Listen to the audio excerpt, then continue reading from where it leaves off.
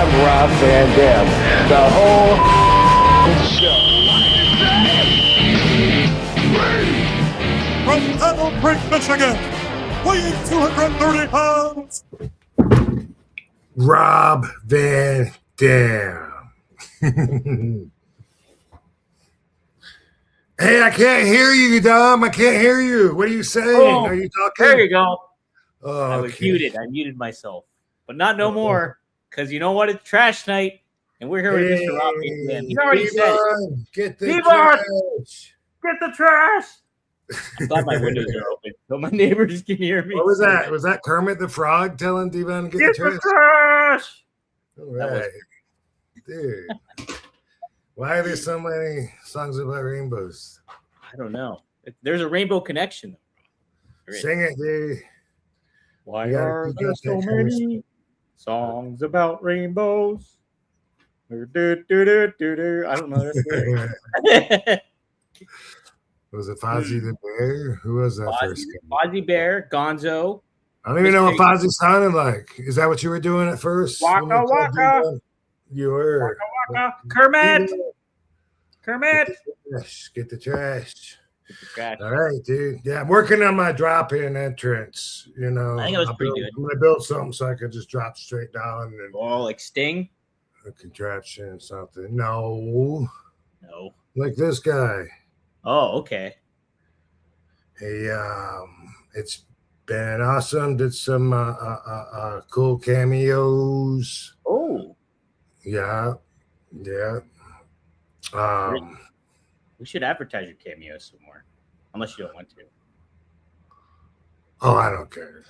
Okay. I don't care. That's it. They always try to hit me up with, when they're having every holiday, they try and have a sale, and they always say, statistics show, if you tap your price, you get this many more, or whatever. And I just think, why would I want more work for less money?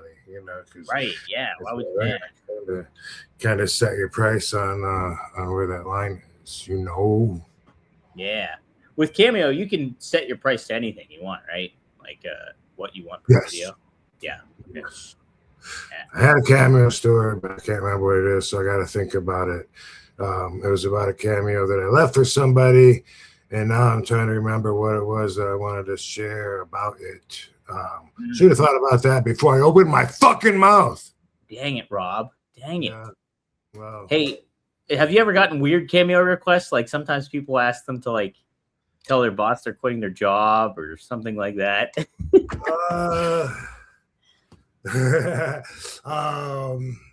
Yeah, like not that exact one, but like, we roast my friend Dominic, tell him he's a piece of shit and that he hangs out with, little kids. And Oh my God. Everyone at work says he smells bad, and they'll like put that in there and want me to say, shit like that sometimes. Or they try and sneak in a business request. That's a common one too, which is a whole different deal, but that's probably about as weird as it gets. Sometimes the names are a little challenging to look at, and but that's nothing really comes to mind that's like too out there. Yeah, too funky. No, I hear stories about like some people get funky ones where like they have them break up with their significant other or something like that. Yeah. I don't think I've done that. Just the roast, which of course, I don't want to fucking, especially someone I don't even know, fucking spit a bunch of negative energy out at them. But oh, that's true. Yeah, that's a good point. Yeah, but whatever. I figure out how to work around it. Yeah, that's good. Whatever. We got some good folks here in the chat. We got. I know what I was gonna say, dude. Yeah. Shit. I knew it would come to me, even though I hadn't thought about it since like I left. But anyway, last week, I could wait till I could work this in more organically during the show. But as I roll this doobie, it's making me think about this. Just the last week, I left a Cameo message for somebody. It was an anniversary. of a relationship, but also it was also a long, like, I don't know if it was 13 or 16. It was like 16-year. Maybe it was 6 years. Whatever it was, it was so many years from being sober from a heroin addiction, right? Oh. And so they wanted me, and they were a big fan of mine, and they used marijuana to actually help them get off the heroin, and they wanted me to leave a message, of course, for them, and I just thought it was worth sharing. I'm sure that they won't mind. And I can't remember their names anyway, but I couldn't help but think, like, man, I really like that story right there, because like they try to misinform everybody intentionally, and they've for years labeled cannabis a gateway drug. And this lady said, "You're absolutely right. It's a gateway out." And I like that fucking story. She was on heroin, addicted to it. She used cannabis, a much lower level fucking kind of drug, even though they got it classified together, or did until recently. But anyway, you get where I'm coming from. I like that story. So that weed actually helped her. And I have heard a few stories like that before, that people have used weed to help them get off of something else. You know what I mean? And it's like, the haters will say, well, you're giving up one addiction for another. No, this one is actually one that isn't toxic. So that's a pretty big, significant difference. Yeah.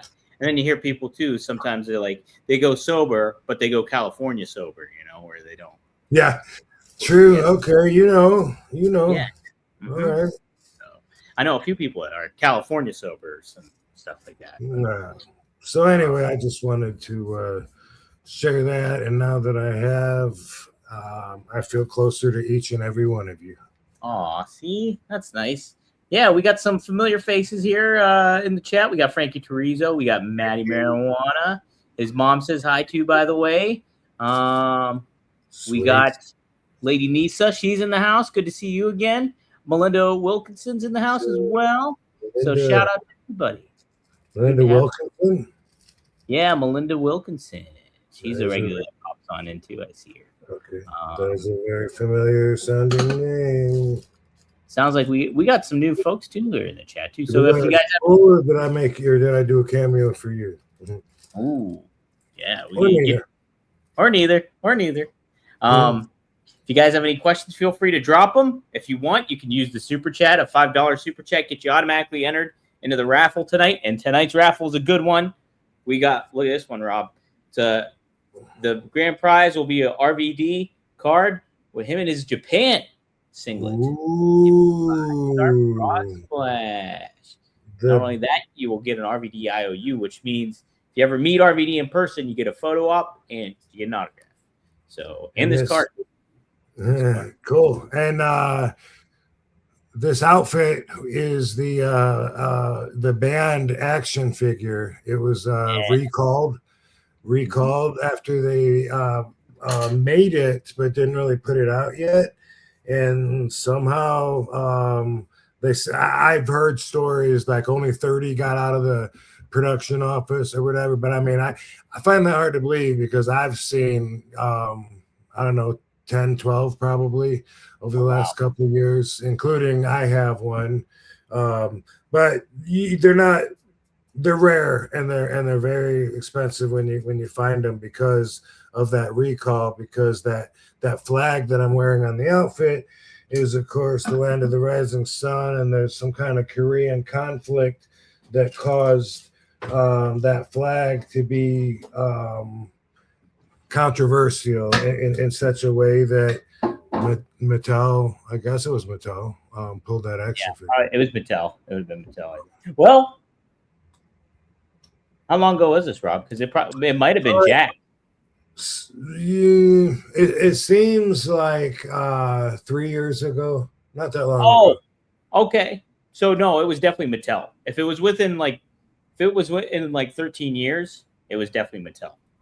And then what they did was they put out another figure with the tiger striped outfit, everyone's favorite, but it's in the exact same box. So at first I didn't think it was legit until I learned what was up. You know what I mean? This one here, Rob? Boom. Well, that I don't know if it's exactly that head or it may be. Oh, okay. That outfit either way, yeah. Yeah. It's good. And maybe that is it for good visual. Way to go. Blue Chew Gold is better sex in a tablet. They combine 4 ingredients with one powerful solution. 2 ingredients get you hard physically, and 2 support arousal and desire in the brain. It works fast and lasts. Guys, have a complete experience in the bedroom with Blue Chew Gold. We're always happy with RVD to have Blue Chew as a sponsor, and no doubt about it, they get the job done for you in the bedroom, mentally and physically. There's a reason Blue Chew is the #1 brand for better sex. Experience it yourself at BlueChew.com. We got a special deal for our listeners. Right now, when you buy 2 months of Blue Chew Gold, you get the 3rd month for free with promo code RVD. That's promo code RVD. You will also receive an additional 10% off plus free overnight shipping on your first order. Visit BlueChew.com for more details and important safety information. And hey, as always, we thank Blue Chew for sponsoring the pod and the bedroom. Sloth Bernstein. Hey, you guys. Thanks for the $5. Did you guys ever find out about the PlayStation in Sabu's dock? Was it even his? Thanks. Do you know anything about the PlayStation at Sabu's apartment or place he had?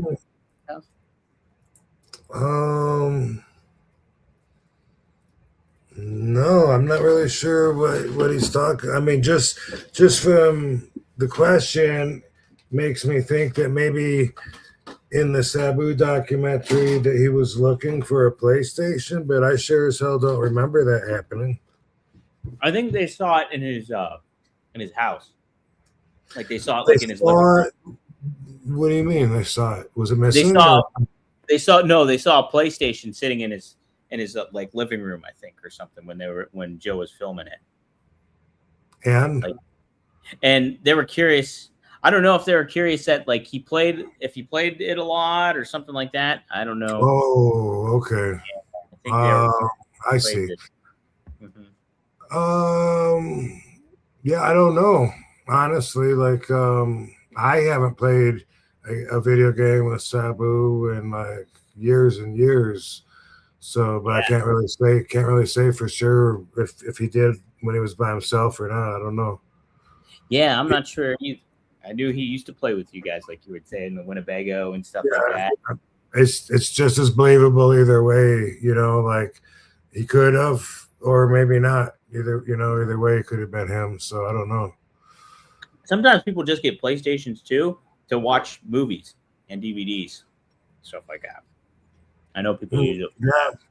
Yeah, he could have also liked playing games. I don't know. Like we both live in Las Vegas, but we didn't get together enough. And I always have been open about how at the end he kept, kind of trying to pressure. Let's get together. We might not have much time together. You don't know when we'll ever see each other again. A lot of shit like that. But he was a man of the streets. I'm not a street guy anymore. I'm a homebody. So it makes it difficult, because I didn't used to be a homebody. So I'd go out all the time. And then the people from the certain bars or wherever you hang out and shit. And he was a regular at the Nerd Bar. And he had a roommate that I don't think I ever met. Oh, really? Yeah. Like he had, I've been over to that house a few times and the roommate wasn't there.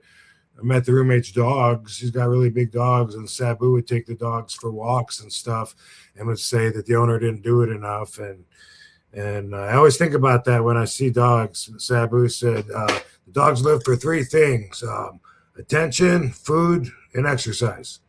And that was Sabu summing up everything the doggies needed. But yeah, I didn't even know the guy, so I didn't really know a lot of the people that Sabu was hanging out with here in Vegas. A lot of the people that I met either afterwards, either here or there, but afterwards, I either didn't know them or kind of avoided them because why not? They could be enablers. So, they probably are. So, why give them my time? Yeah. I guess, Yeah. I mean, it's not really, I mean, I don't know if I would recommend, like people are,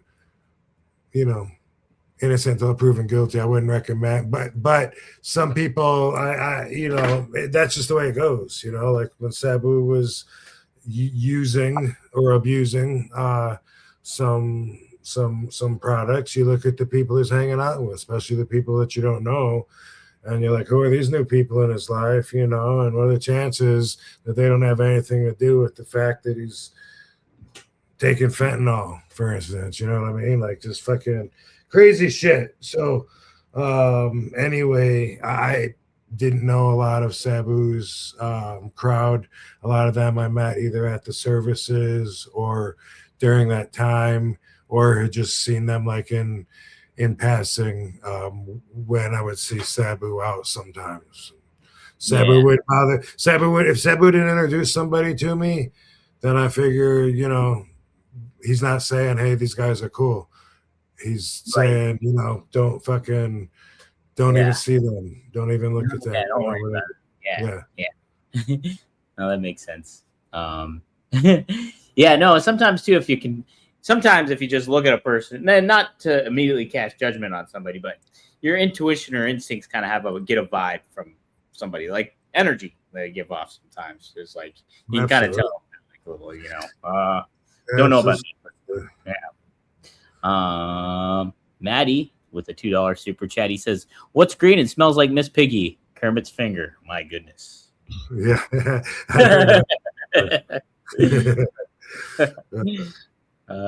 Maddie also had, someone took my ashtray. Ashtray. Damn it. What can you use? I can riff again. Hey, by the way, okay, so I did find what the website is for Sabu figure. The big rubber guy, go to collectmajor.com. Collectmajor.com. You can get Sabu there. You can get Raven. You can get Tommy Dreamer. So all the extreme ones.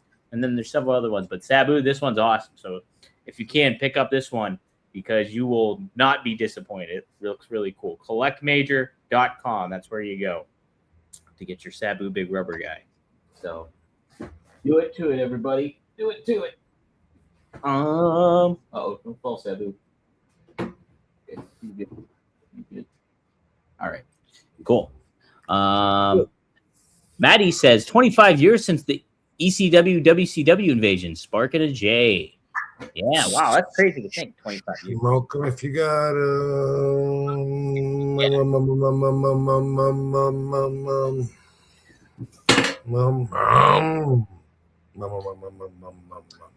Maddie then also adds, "I got my Chihuahua paw doggy toy joints like Dad." They got doggy toy joints. That's pretty funny. That's cool. Yeah, I always have one too. Well, it's a stuffed one. I don't know if it's the same one, but we have a small stuff. I think it's a raw. Oh, really? Yeah, I don't know. You can see this huge joint back here against the wall. There's some small one that we play fetch with the doggies too, and they always are coming up with new product, merchandise, functional smoking apparatuses, and we usually get some gift bags, which we will be sure to open up on this show next time. Ooh, nice. Yes, absolutely. And hey, if you guys haven't yet, be sure to check out rvd420.com. The website's right up above Rob there. So rvd420.com. Is that site all ready and good to go, Rob? Damn, I'm getting good at this fucking. Yeah, you're getting good. I haven't looked at it. So it's coming up July 17th. So mark your calendars, July 17th. The new site will launch on July 17th. So okay. Yeah, they're the first point for the company to get past is this big thing this coming weekend. It's a gift giving suite, and Damn Good CBD will be there. We'll have a booth. We'll have products. Is it this, Rob? The image you sent me? You want me to pop that up? Yes, sir. It's All right, it's in New York. So there it is. Power Player Suite. Power Player Suite. Power Player. Damn Good CBD. Yeah, check it out. Yeah. So these events are they're interesting events. I've been to several of them, not as a product or someone at a booth, but as the invited guests. So what they do is there'll be like a really big room, maybe a couple rooms, depending how big the show is, whatever. And they have all these tables all set up, and people have their products on there, and they invite a bunch of celebrities to come in and to walk through, and it's a gift giving suite. Like they give you this big bag, and someone walks you around, and they just boom, you drop things in your bag at every table, and they want to take a picture of you holding the product, in return for it. Yeah, and we've been to several of those in Hollywood, like at the W was the last one, and there's usually a bar there, so it's a fun event because usually there's some drinks, and sometimes that's the product. Someone has like a peach flavored champagne or whatever, and they're like, "Would you like to try one?" And I'm like, "Fuck yeah," And then this one I'm not going to be at though, but my company will be there. I'll be represented. Don't go planning on meeting RVD in New York City, but if you're there, it's for the ESPYs. It has something to do with that too. Like it's before the award shows is when they have these gift giving suites, and it's cool because you see other celebrities there and shit, and you might really like some of their product and want to put your image on it. You know what I mean? Like that happens quite a bit where I'm like, wow, that is like really cool. And anyway, so after this is when I'm expecting the whole Damn Good CBD and RVD 420 to unfold into everybody's laps and be accessible at the dispensaries and all this and shit. But right now it's a really small team. They're all going to be up there in New York City. They've been focusing and planning on this while some of the other stuff has been slowly building. But just like always, I don't want to get too excited if they say, yeah, the AI is going to be replaced with the real images by Tuesday, and and then may or may not be by Tuesday. I don't know, but anyway, that's the dealio. It's all coming after this Power Play Suite. Power Play Suite. So for clarification, Rob, you're not going to be there. You're just being presented there. Okay. That is correct. All right. So cool. But check it out. Check out the Damn Good CBD booth they got going on right over there, and be in NYC for a good time. Fanatics Fan Fest is. They are funny events. They're fun events. Yeah, they seem like it. I kind of had FOMO when I missed it a couple of times. So very the cool. gift giving suite or the SP. Just the Fanatic Fan Fest that they have on there. Yeah. Oh. Okay. Yeah. Mm-hmm. Okay. Brian Gerard, thanks for the $2. Appreciate it. If you have a question, drop it.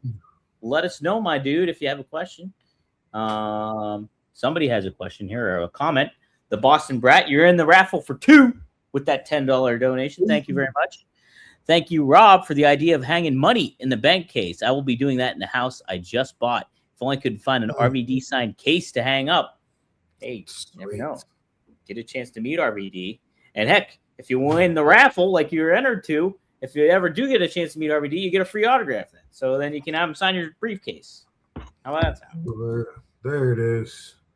Boom. Look at that. That looks sweet, Rob. Man, I love that setup. That's so badass. Here, I'm going to do full screen. Look at that.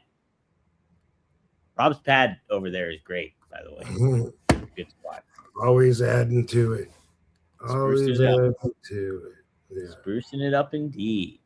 Rob, you sent me something else too that I thought was real nifty, and I saw it on actually the Sabu Facebook group. Yes, let's take a moment in history. This date in history, except for not really this date. Yes, this other month in history. This date in history, if it would have happened in history. Oh, wrong image. Remove. Boom. Yes. Here, let me move the frame here too. Get a better look. Look at that. Big time.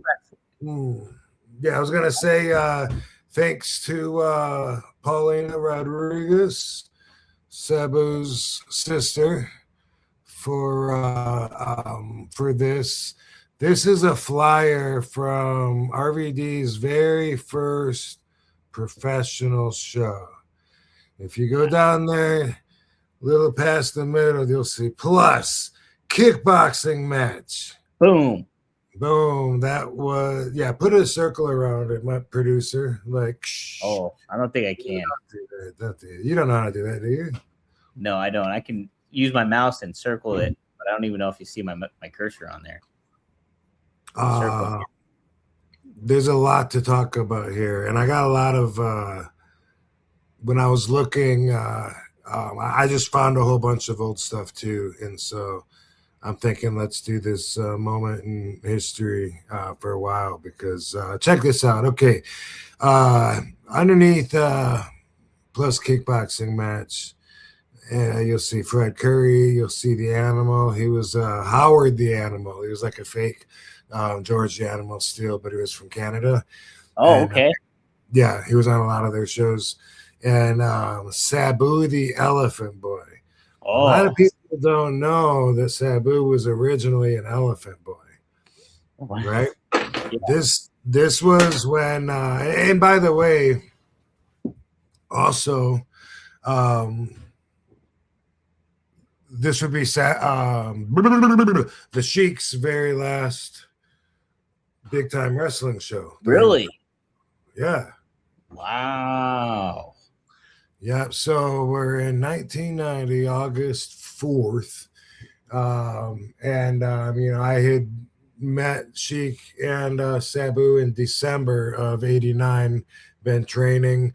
This is the first match after that period, and it's the Sheik's show, and I don't think he's planning on only doing this one at this time. I think he's starting to get back into it. He's thinking this is where he wants to call me the Polish Prince, and I'm hating it. I'm thinking people aren't going to like that, which, by the way, back in 1990, it was being Polish was heat. That's true. It was. Yeah, people might not do that, but that's true. Like, you don't realize that nowadays, you young whippersnappers. But there was a million Polish jokes back then. How many Polacks does it take to screw in a light bulb? How many Polacks this and that? And it was something to do with World War II, and it has died off since then. But when I was a kid, it was heat being Polish, and I didn't think the people were going to like that. I wanted to be known for my dimples and good looks, and I thought that's where I should be, is just a good-looking baby face. And Sheik was like, "You know how much money I made with Igor?" And I'm like, "No, but I don't think I'm him. He sounds like a monster." Igor, I think it was Igor.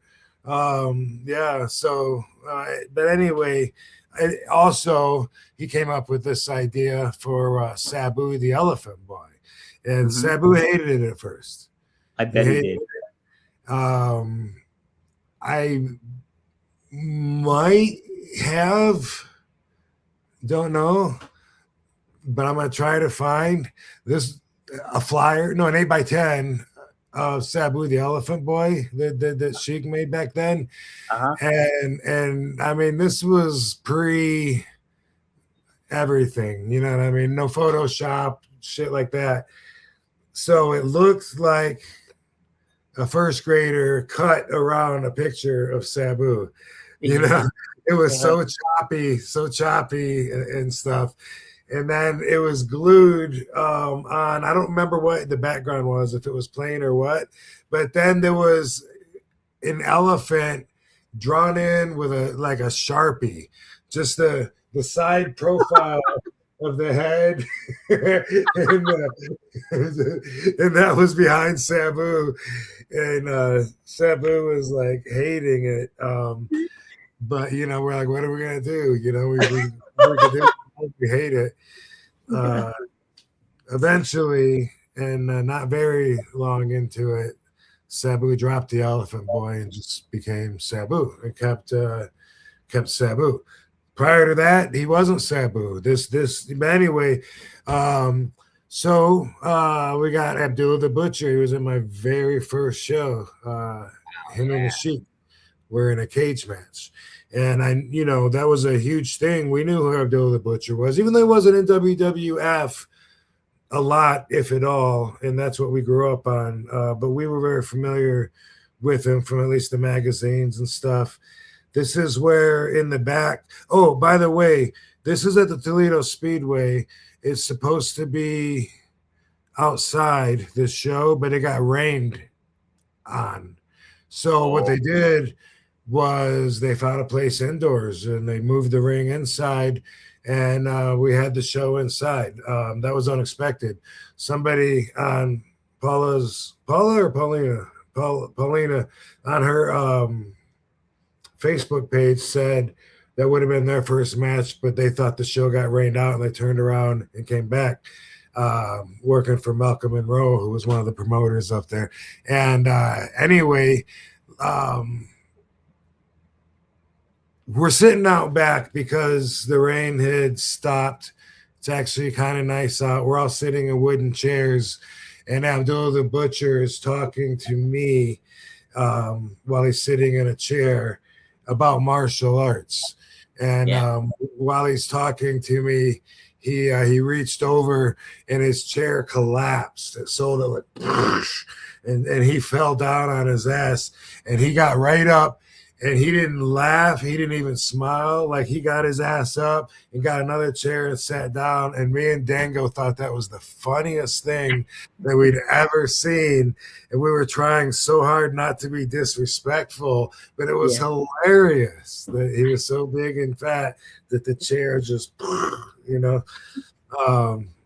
man, I wonder if he knows that he was at my very first show. I understand he hasn't been doing well lately. I don't know if you've seen some of the social media posts about him. I have. They had a GoFundMe up for him, and I helped kind of promote it a little bit. I got to re-promote it again, I think. I don't know if it's still up. I'll have to check. If it is, I'll be sure to put it in the episode description and share the link now too. But I'll double check. That would mean if you think about it, Sheik's gone, Sabu's gone, Dango's gone.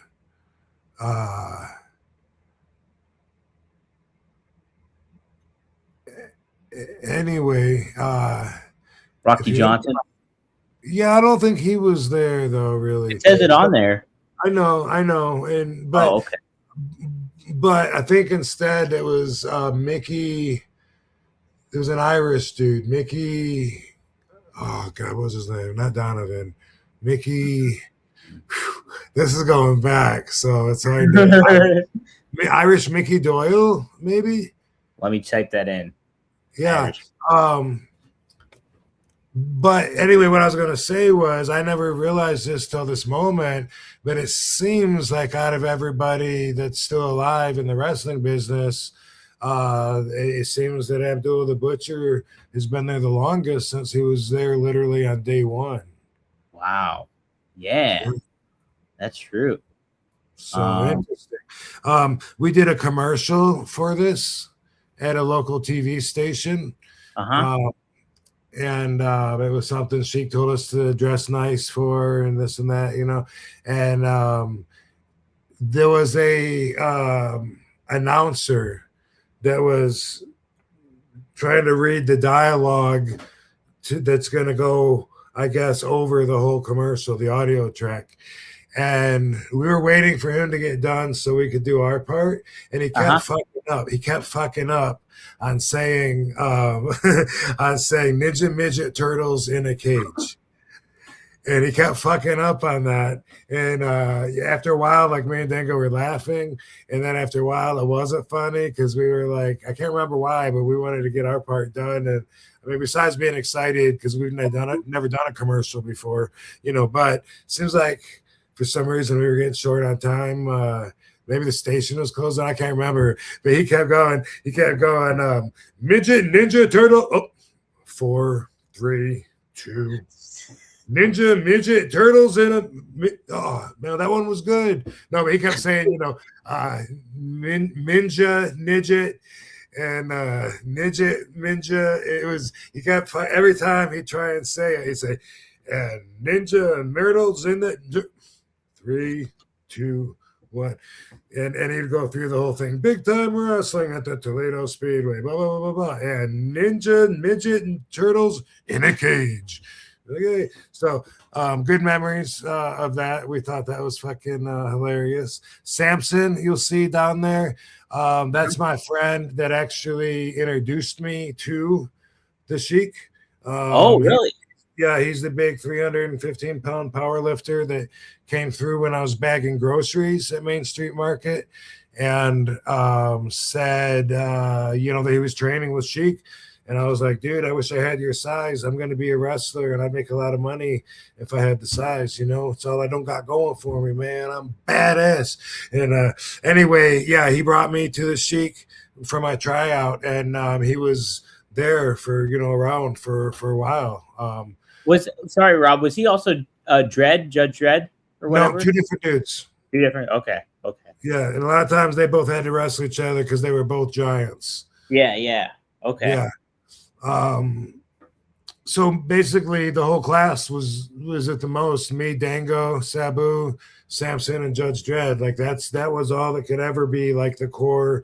And we were hardly ever all there on the same day working out, but sometimes it would happen, and that it never got bigger than that little family. There was some other guys like Malcolm Monroe would send a guy or two once in a while. Joe Bruce from ICP might come in and work out once or twice.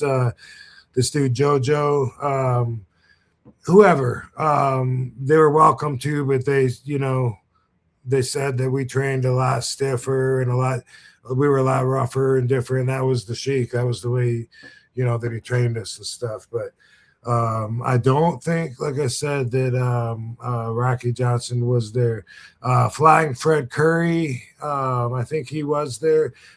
Sheik was always talking about Fred Curry and his dad, Bull Curry, and talking about those names. And they were in some of the old body press magazines that Sheik gave me as well, that I'll find. And we'll have a fucking another moment in history because this is fun, This is good stuff. So this was a way to get me and Dango into the ring, but to mitigate our greenness with exposing the business was something back then that was not allowed. And so anyway, kickboxing match, me and Dango, and we went at it for a little while, a couple rounds, kicking at each other, showing off, throwing jumping, spinning kicks and, splits and shit that would never work in a real kickboxing match or fight. And then eventually Dango gets mad, tears his gloves off and comes after me. Boom, boom, boom. And my gloves come off. And then it's like a big pull apart. And so for us, that was like a safe way to get us into wrestling without giving us a full blown, 10-minute, 15-minute match out there, because it was our first time, and that's so just an example of, it fit us and our character and everything, but also, the number one rule back then was still, you don't expose the business. That was the number one rule above safety, above fucking making any other decisions, was you do not fucking expose anything. And that could just mean having someone in a headlock and having too much space between your chest and them, you know. It could mean something, a word's getting out when you're talking. It could mean having a friend in the dressing room. It just different times, you know. I came in towards the end of an era. Shiek was definitely old school as you get. He fucking was there in the 50s, you know, making a name for himself and stuff. You can see $15 ringside, grandstands $10. I remember when I went to my first WWE shows, it was $11 on the floor and $9 in the stands. Wow. Yeah. What a deal, though. Yeah.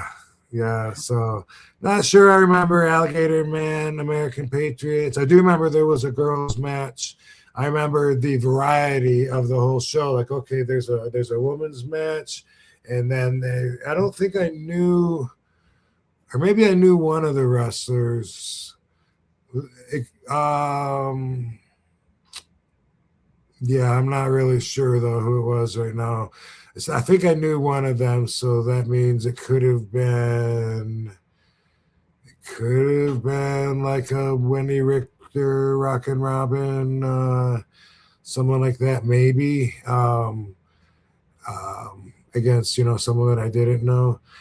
But I remember the variety, you know, we got Ninja Turtles, and we got the women, and we got the kickboxing show and the cage matches. And so I understood, like, you know, from Sheik's promotional perspective, what he was doing, you know, having a whole fucking vaudeville show, you know. Right. Total variety. So that was really cool. Yeah, there's a lot of variety. The Samoans, not sure. Iron Claw, same thing. Ken Patera was there. Yeah. Oh. Yeah, so fuck him too. All the best to him. I think he took a bad fall just recently, and so I think he's been hospitalized. So the best to Ken Patera right now too. Yeah, best wishes. I talked to him. It seems like it could have been 10 years ago, maybe 8 years ago, 6, 8, 10 years ago. It's all the same. But I was at a convention, and I saw him, and I, you know, like sometimes at those things you're staying at the hotel where the venue is, but also all the fans are staying there. So when you're eating breakfast and shit, you're sitting at tables like right there with all the fans that are staring at you, taking pictures, wanting to talk to you and whatever. But it was one of those situations. If there's a table open, you take it. But I ended up sitting by him and not recognizing him, but I watched him growing up. I remember him putting his legs on the bumper of the van when his back was against the wall, and the tires are spinning out because he's the world's strongest man, right? And he's pushing back. I remember the angle they did with Bobby Heenan and turning his back on him and him going to jail over allegedly throwing a rock through I don't know if there's a McDonald's window.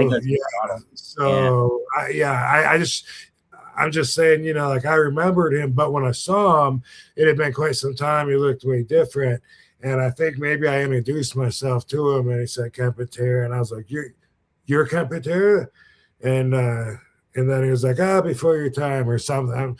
I'm paraphrasing, but I was like, no. I know, I didn't know that you were Ken, but totally. And, you know, switch the subject right away to just put him over so it's not awkward because I was a fan of his. But so now I guess I will put him along with Abdullah the Butcher as being the guys that are alive in the business that have been there since day one.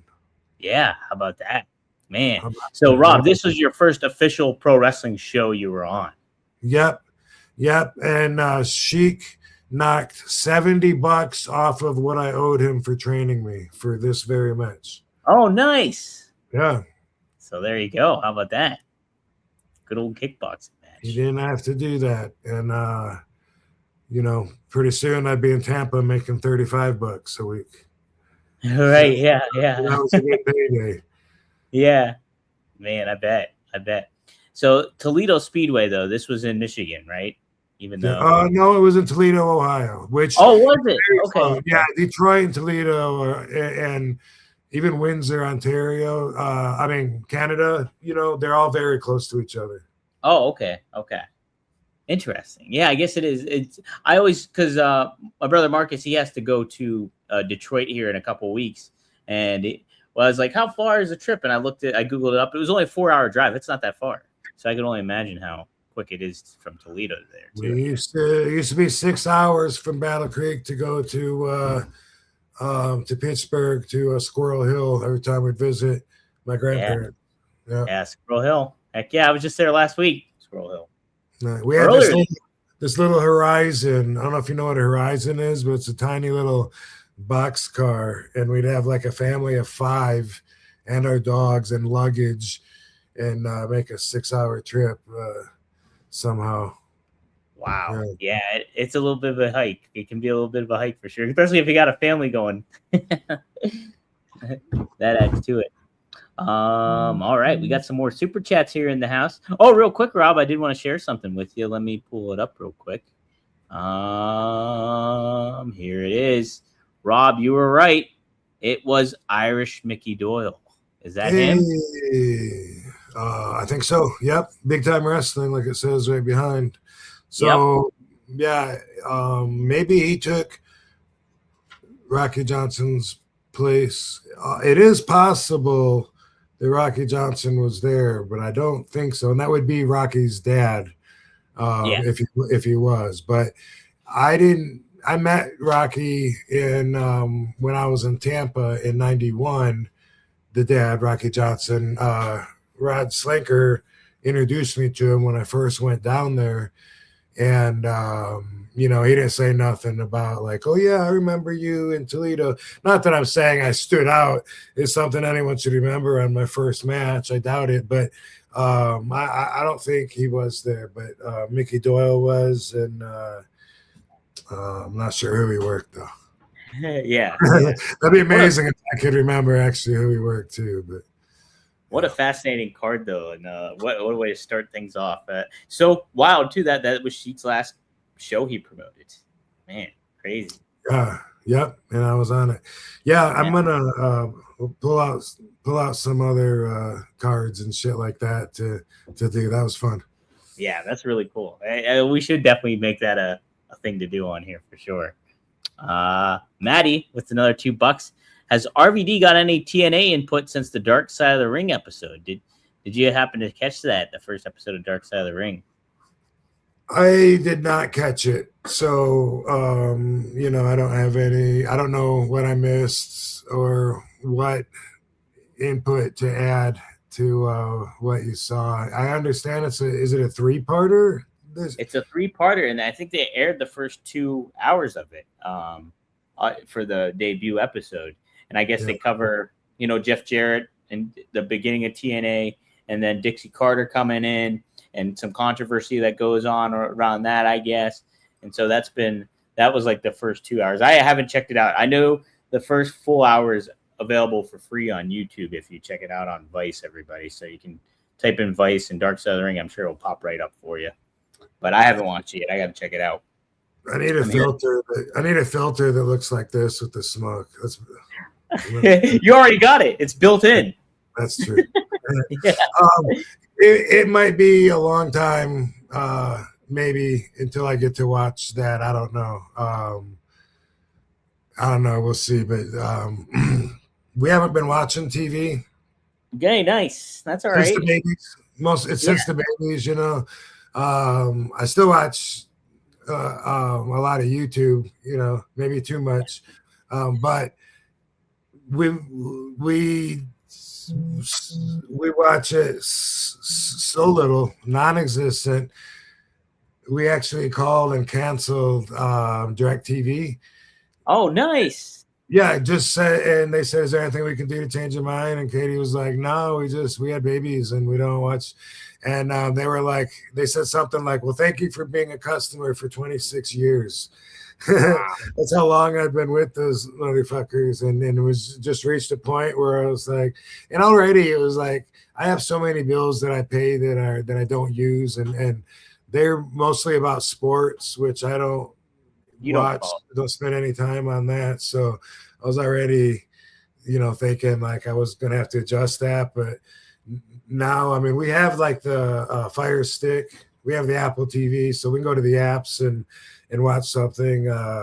But it's really not part of our everyday. I watch shit in the gym though. Oh, Yeah. I was watching Ray Donovan. I got through 7 seasons and the movie, and then seems like I watched something in between. But what I just finished yesterday was The Boys. You ever watch that? oh, that's the superhero thing on Amazon.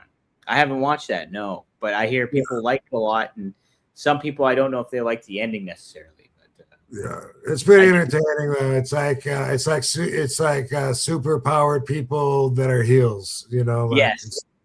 They like have the image that they're superheroes, right? But behind the scenes, they're bad people. Well, some of them are really good, and then some are just evil. And I'll have to check that's what happens. You can become a bully, or you can become humble.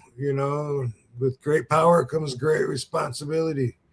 That's it. But anyway, I just finished that, and I'm looking for something else. But I heard a show. I don't know. Do you like horror? Like horror? Not specifically or necessarily. Okay, there's a show I just heard about called Widow's Bay. It's on Apple Plus, and I guess it's really good. But it's like horror comedy basically, and I was hearing some really positive things about that. So that kind of caught my eye. So I'm like, I try to only allow myself maybe like one fiction show, if that. I feel like I'm learning with nonfiction, even though all we're learning is what was reported. We don't know ever if that's what really fucking happened. Right. What's true and what necessarily isn't. Yeah. So, we were talking about there's actually quite a bit to talk about in the mobster fucking world right now. Oh, is there? Yeah, but we were talking about how there's a movie, and Pete Davidson, is that his name? The Kim Kardashian's ex-boyfriend, from Saturday Night Live. Yeah, it must be Pete Davidson. Did he date Kim? Yeah, I think he dated Kim Kardashian. He did a lot of hot chicks, Pete Davidson. Yeah, I think that's his name. He's playing Tommy Karate Patera. Do you remember talking about that? Oh, no shit. Yeah. Yeah, so. Tommy Patera. Yeah. You making sure it's Davidson? Yeah, I'm making sure. Yep, you're right. We're waiting until we get your attention back. Okay. So that was like 2 weeks ago. We were talking about that. But since then, what just happened, as far as I know, just within the last few days, and it's because of this, I think, the real guy, Tommy Patera, has released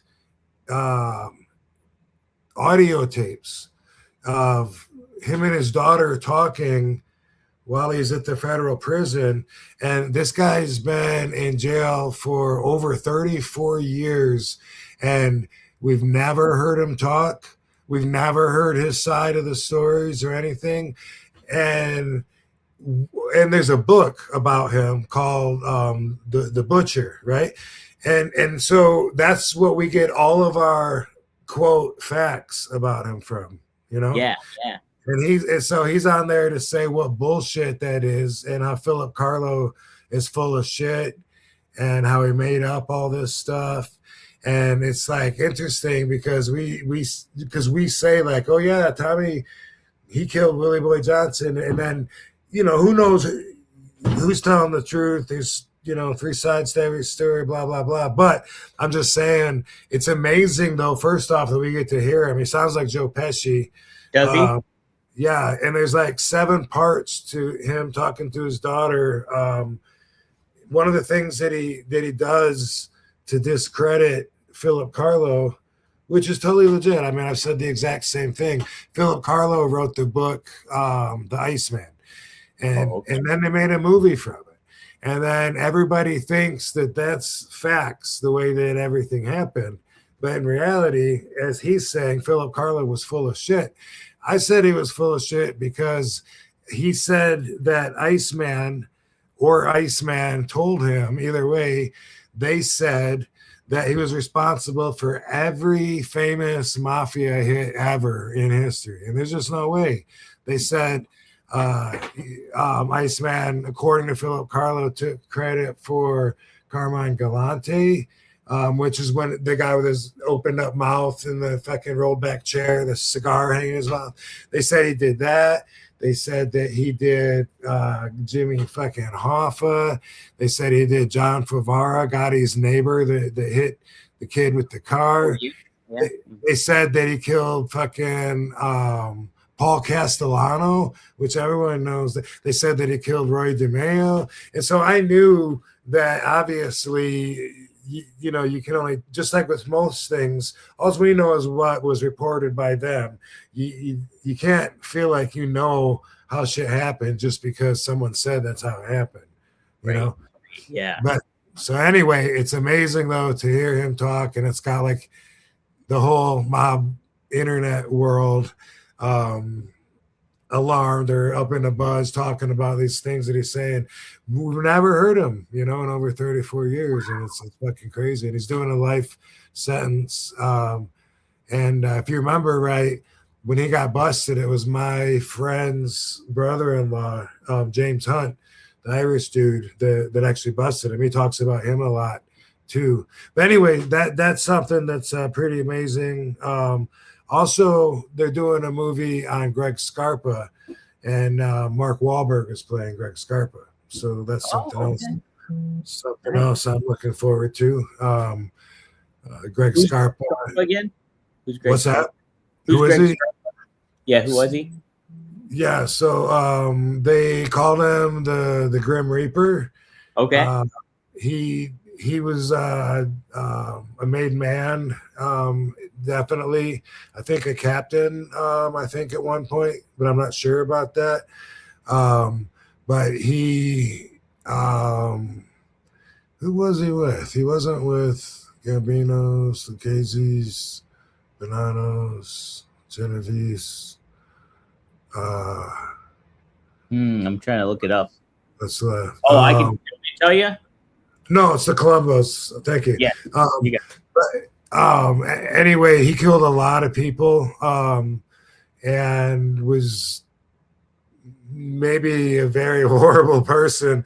And he was there during at least two, if not all three, Colombo Wars. Him making it through it, and he the whole time was talking with an FBI dude. This guy, they had this relationship. Lynn DeVecchio is the FBI agent's name, and so Lynn DeVecchio got charged and had to go on trial and everything. He got acquitted, but they blamed him for feeding Greg Scarpa information, and then Greg would go out and do these hits because he would tell them where people are and shit like that, but they could never prove it. And he says he never crossed the line, you know. But either way, Greg Scarpa was an informant like the whole time and never told anybody. He had an understudy, Larry Mazza, that was fucking his wife, and then he was like, "That's cool, just like keep it in the house. I don't want anyone else finding out, and that'll make me look bad, you know." And didn't give a fuck. He's, you know, he killed men and women. The movie's gonna be a lot about, there was a particular part of his mafia career where he helped the federal government during the civil rights wars in Mississippi during the Mississippi burnings. Oh In yeah, fact, yeah. There was a movie already done called something like that. Called Mississippi Burning. Yeah, based on the exact same thing, which was a couple of or three, I believe, carload of civil rights workers came through Mississippi and disappeared, and they couldn't find them, and they ended up sending Greg Scarpa to go undercover and do what they couldn't legally do. And according to legend, he found the bad guys that were also Ku Klux Klan members, and allegedly, I've heard tortured them. I've heard just stuck a gun to his head, whatever, um, and got the information on where the bodies were buried, and actually found the missing victims, and found out also, who had done it, and they just kind of like leave him out from history, but tell the rest of the story. Wow. Man. Supposedly he went to a TV repair shop where this guy was, who was the Ku Klux Klan.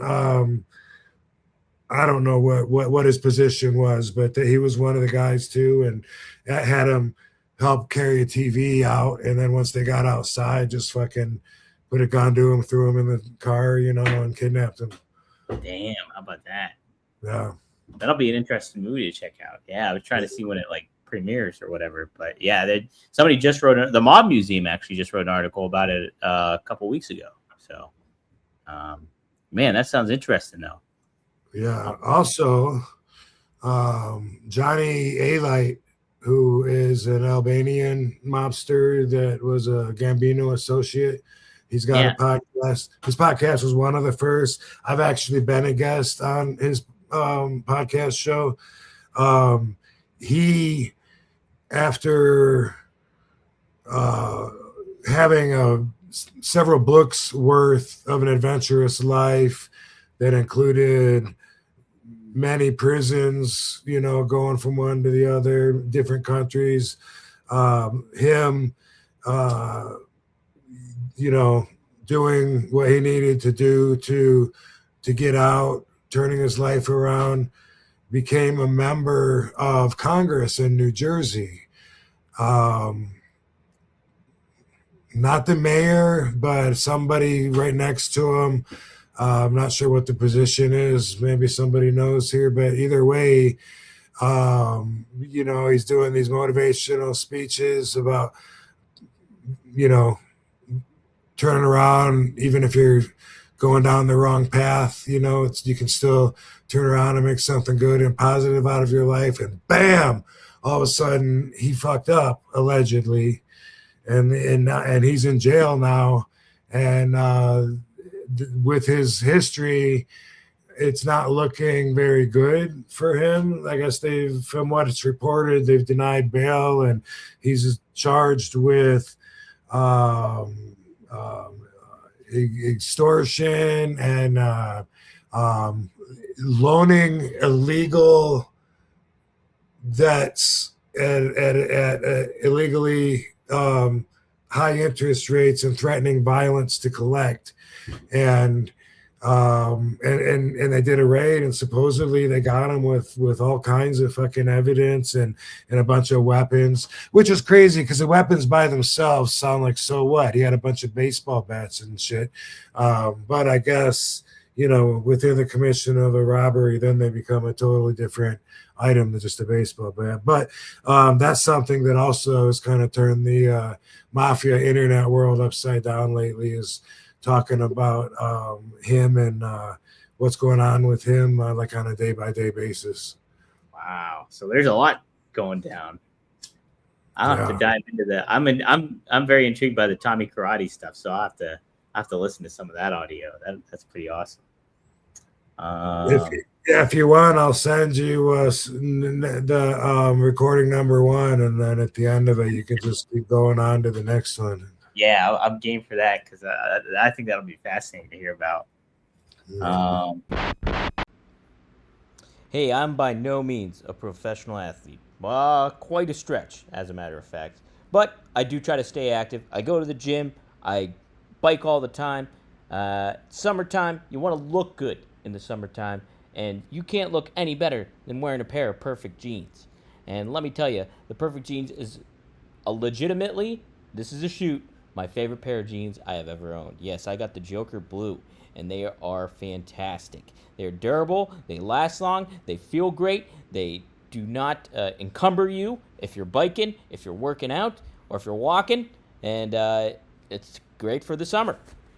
So, and heck, RVD, he's known for his big legs, he's known for striking. the perfect jeans fit him perfectly too. And you can get a special deal with all of us today at The Perfect Jean. So our listeners get 15% off their first order plus free shipping at theperfectjean.nyc or Google The Perfect Jean and use code RVD15. That's code RVD15 for 15% off. Do it to it. You'll feel great and you'll look perfect with The Perfect Jean.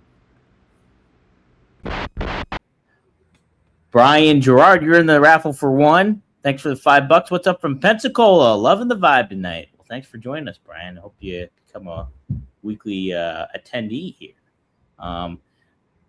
Maddie asked, Brian. Maddie asked Glad to have you. Yes, Brian, indeed. Maddie asked an interesting question. Was Sabu named after Sabu Dastagir Sparkham? And he adds clarity to that. Apparently, there's a 1937 movie called Sabu the Elephant Boy, or The Elephant Boy, it was called, a 1937 British adventure film starring Indian-born actor Sabu in his film debut. So do you know if Sabu is... I mean, is it not? It's obvious enough. I mean, you nailed it. You nailed it right there. There are no coincidences, and no, and so we thought that in the Jungle Book or something, like, we don't know. I mean, I haven't even seen that whole movie, but that was that character's name was Sabu, which I guess it wasn't. I don't know. No, but it was Mowgli. Mowgli was okay. Yeah. But when he first got called Sabu the Jungle Boy, we thought of that guy. Yeah. But then we learned that he was actually a real actor, and he even has a star on the Hollywood Walk of Fame. And I know right where it is. It's right down by the towards the Pantheon Theater. We used to point that out all the time when we'd be walking on Hollywood Boulevard. When I say we, I mean me and Sabu. We were like, "Look, there it is." And he's like, "I got my own star." And that was the actor. Something else you guys might appreciate. So Sabu said, "Okay." She came up with these gimmicks, Polish Prince and Sabu the Elephant Boy. And so originally,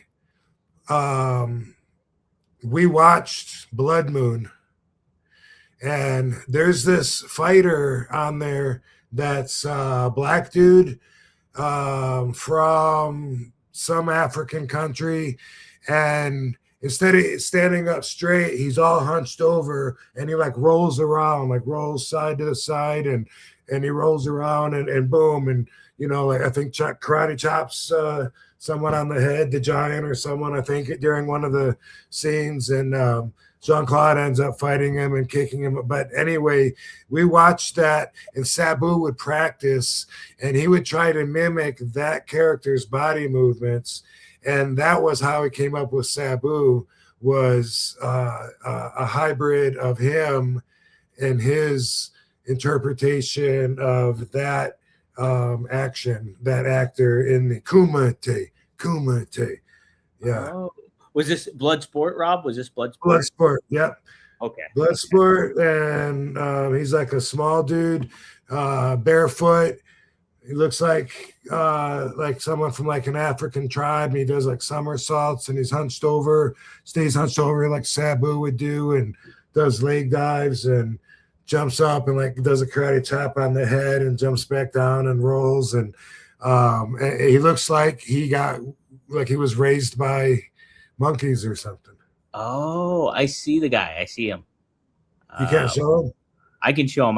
It'll take me a second just to pull up the image, but I can get it. Let me make sure I get the right one, though. Here we go. People come to see the Dom, but they stay for the history. They stay for the history. I don't know if they come to see me. I don't think I'm the draw here. If I had to wager a guess. Here, wait. That's Irish Mickey Doyle, everyone. But here is maybe who Rob's talking about. Boom. Is it him? Yes, sir. That's him. That is the original inspiration for the original Sabu the Elephant Boy wrestler. Wow. So there we go, everybody. How about that? Fun fact that we did not know. We did not know. Very interesting. It bothers my back staying hunched over that long like he does, and probably did his too. Yeah, right. And you stretch. Yeah, but that actor did a good job, and so did Sabu. Yeah. Well, here's an interesting question, Rob. Did not expect to see something like this, but somebody might be trolling us. But here we go. Did RVD or Sabu's feet smell worse in ECW? Whose feet smelled worse in ECW? Asked Dustin. Dustin, don't worry. Did you smell Sabu's feet? No, I don't think I ever smelled his feet. I probably smelled my feet once or twice, so I guess I'm gonna say probably me. Probably. My nose is a lot closer to my feet. Yes. There was a foot doctor there that was our full-time medic, right? Oh, I remember hearing about him, I think. Yeah, he was our EMT guy that would come down no matter what. I got my eyelid ripped open. Foot doctor would sew me back up. And one time, I can't remember what happened to my toenail, but it was like broke, and he had to take my toenail off of my toe. Oh. It was like gnarly. But the same thing happened on my finger, November to Remember, with Tommy Dreamer, which I'm looking at a picture of that exact match. It's a comic book cover, actually, November to Remember. But I went to hit Tommy with a chair on that one, and I don't know if he punched it or what, but my finger got caught in the chair, and then when I went to drop it or whatever, it just hung, and my fingernail had to come off later on that night too, and that was all thanks to our foot doctor. He would be the one to ask whose foot smelled better or worse, or however you want to put it. Let's get him on as a guest. Yeah. He'd actually probably be an interesting guest considering all the people he's like stitched up in ECW for sure. He was Raven's guy. Raven got him hired somehow. I don't know the whole story, but they did tell me though, both of them. But that. Mike Blake. Maybe it was on the a documentary on ECW. I think they might have told the story on there, because I never knew there was him, and then there was also this couple, and I never knew about all the stuff that was going on with that couple, and she was partying with the boys without him and all this stuff. It was it must have been the Dark Side of the Ring episodes, one of them. Oh yeah, that might make sense, right? Yeah, which, to get back to this, did you watch 1 and or 2? No, the TNA one? Yes. No, I haven't watched either of them yet, so I got to check them out. And who said that they saw it? Was it Maddie? I think asked about it, so I think Maddie. Either way, how was it? How was it? Yeah, let us know, Maddie. Did you like it? What did you think about it? Drop it in the chat here. I usually like the show, but I got to be honest, the 3-hour, 3-part episode turns me off, just because I guess short attention span. I'm thinking like, man, that's a hell of a commitment. It took a long time to watch the Hulk Hogan Netflix documentary, at least a couple of weeks after everyone else saw it. That's Hulk Hogan. We're talking about Jeff Jarrett here. Yeah. We're talking about TNA. No offense, Jeff. Yeah. Good old Jeff. I love Jeff. Shout out to him. I guess he's really good in that episode, though, from what I heard. Him and Karen. So they said both him and Karen are really good in that episode. I know, too, some people that they talked to, too. Vince Russo, I think. Jim Cornette, obviously. D'Lo Brown, he's on there, too. So it seems like a pretty interesting panel they have going on over there. Let's see here. Okay. So Mike Blakesley, thanks for the $10. You're in the raffle for 2. That's 2. Great show, guys. R.I.P. Warrior and fuck the hate. If you all wasn't around back then, you'd never understand. All right. Well, appreciate the $10. Mike, you're in the raffle, man. Yeah, sorry. You can't deny that he captured the fans. You know what I mean? And Absolutely. but there's also the politicking, and it's like there was a show called Last Comic Standing. I don't know if you ever I watched remember that. that. I Yeah, might have watched the a couple episodes, but I remember it. I think it was the first season. It could have been the second. I don't know. Jay Moore was, I believe, the host from the Yeah, beginning. you're right. He was. Jay Moore was. And there was one. So they lived. All these comedians lived in this house, and like all day they're like trying to make each other laugh and stuff. And then there's one guy, Dat Fan, Asian dude, and he was kind of like more like not silly all day long. Like he would write his material out, and plan and shit like that. And so they all gave him hate for it because he wasn't one of the boys. You know what I mean? And they're like, you're not funny, Dad. But then when he would go out there on stage, he would crush it. You know what I mean? And it's like they would always get that's Warrior going out there doing his way that's not traditionally acceptable. And it's not cool by the good old boys, and it might even be insulting to the industry from that political point of view, but he goes out there and does something different, and he connects with the crowd, and they loved him. He won the whole fucking season, and they were dropping off one by one saying, is this for real? But yeah, he was funnier than everybody else, and they were all just making each other laugh like assholes that don't get enough work, And maybe it's because the cameras were on or whatever, you know what I mean? Yeah. I don't know, but some people like that in real life I find exhausting. You know what I mean? If they want you to laugh, if it makes you laugh, then that's cool. If it just comes out, but if you feel like, oh my God, I can't keep laughing at this motherfucker. I wish he would just like shut up and go to sleep. But anyway, I loved Warrior as a fan. He connected with me. I bought what he was selling, and a lot of fans did. So, he'll always be looked at by certain people as not one of the boys. I've heard he had his own dressing room and he didn't want to ride with everyone else and, this and that. Now it's more like that. It's more professional and less secret society rules. I mean, like how many wrestlers have buses nowadays? Yeah. If it would have just been one guy that had a bus back, 30 years ago, 40 years ago, whatever, they would have got so much heat, Oh yeah, yeah. I don't know if you remember this, Rob. Who was it talking about this? Oh, it was Scott D'Amore. Apparently, when he was early days in WCW or something, there was a time where Booker T and Stevie Ray and like there was like the community, the regular locker room, and there, I guess Booker T and Stevie Ray would do commentary on the matches that they're watching on there. And like people were having fun, and like Sting happened to catch a wind of it, and he was like, "Hey, what are you guys doing here?" And they're like, "Oh, just fucking around," kind of thing. And then Sting was so interested, he had his own locker room at that point.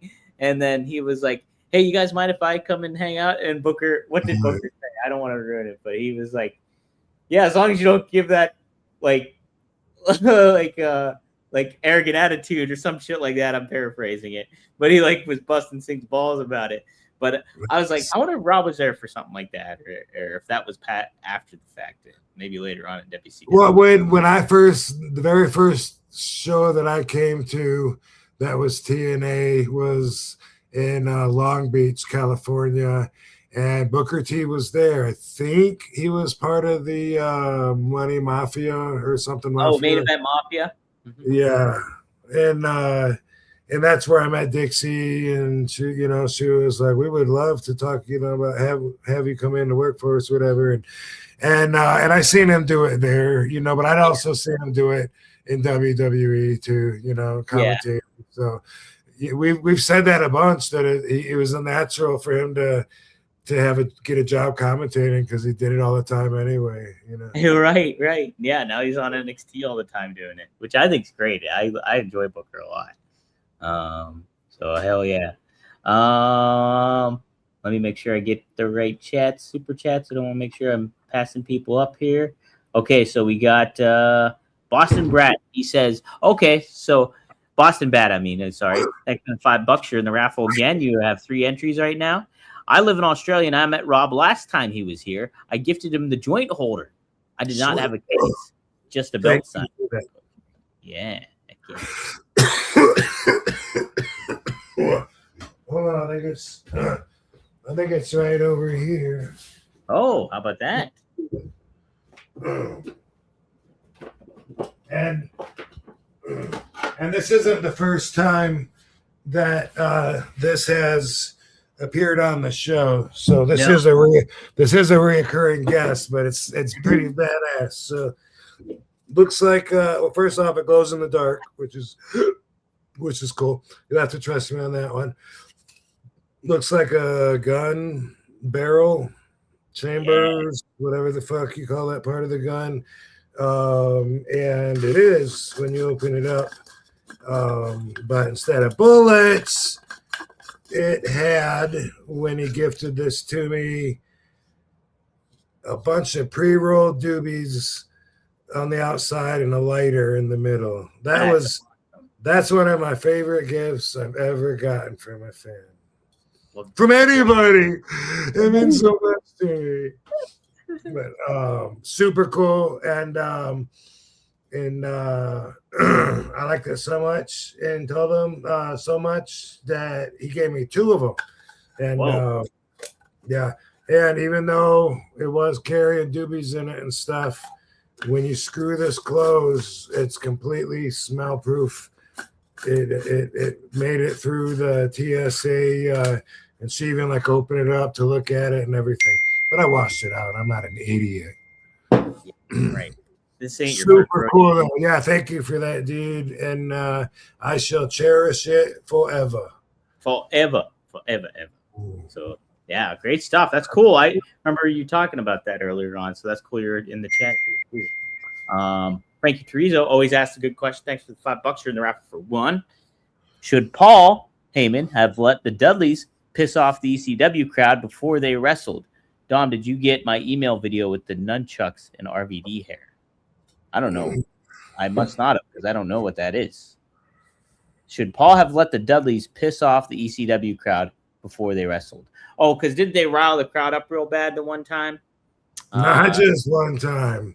Oh, that was their regular shtick, and it was Bubba. It wasn't Devon. Devon was there to back him up, but Bubba would get on the microphone and he would go way, way past what would be cool. You know what I mean? Yeah. Like it's one thing, in my opinion. It's one thing, to be like, Cleveland smells like cow manure, boo, you people. But he would like pick out like one person in the front row, like a dude that's got his lady right there, and he'd say, what the fuck do you think you're gonna do? And he would start getting like really personal, and he'd say, I'm saying that me and Devon and brother Big Dick Dudley could run a train on this girl, and there isn't shit you'd be able to do about it because you're too much of a fucking pussy. Don't laugh. No, I'm not fucking joking. You're a fucking pussy. And then she's a fucking whore. I mean, I'm not even exaggerating. Like, it got that bad to where I felt sorry for the person in the front row. I'm like, no way that person's having a good time right now. No. No, it gets to the point past that threshold where you're like, I paid a ticket to come here and have a good time. I'm not having a good time. Oh, brutal. You're not even man enough to fucking do anything when I'm telling you that your wife's a whore in front of all these people. And who am I to judge someone else's art, though? But yeah, I thought that he went way too far, and he did, cause people to want to react. And then if they did, they'd get beat up and kicked out. You know, there's no winning for it. And Yeah, there's no. I didn't think it was necessary, in my opinion. You know, luckily Bubba softened up a lot over the years. Now he's he's like soft like a rock. Not used to be. He picks and chooses his battles a little bit more now, but he's not afraid to go double barreled on some people. At least I've seen it on X a couple of times more, and I'm sure in person too, nonetheless. Nelson Kelso says, I stream games and I always stop to say Rob Van Dam. So good to have that then. No. Hell yeah. I hope it works well for you. Yes, right. Now this one wasn't a super chat, but I thought this was an interesting question by Gem the Dawn. He says, if young RVD was growing up today, do you think he would still want to become a wrestler, or is wrestling too different nowadays where you don't think it would captivate you the same way? I think that's an interesting question.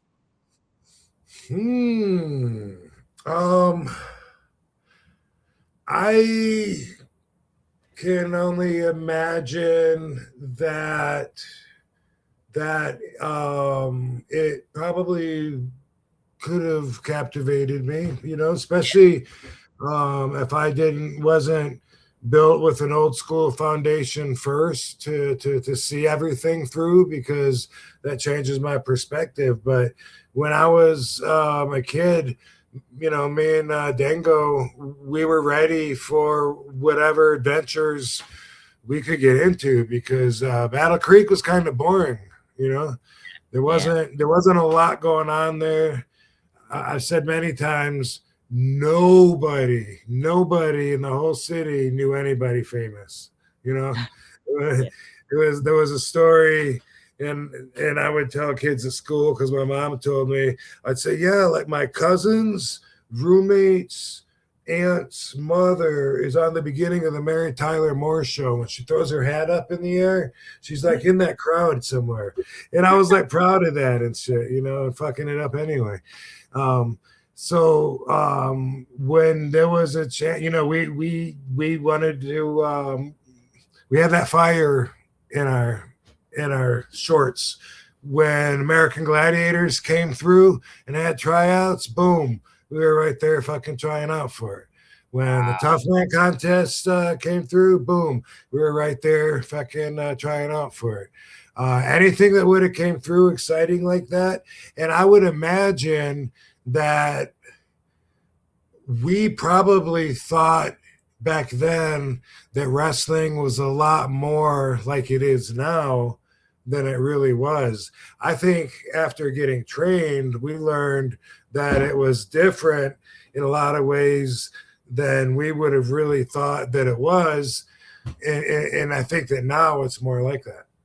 Yeah. So if I saw this style back then, sure, why not?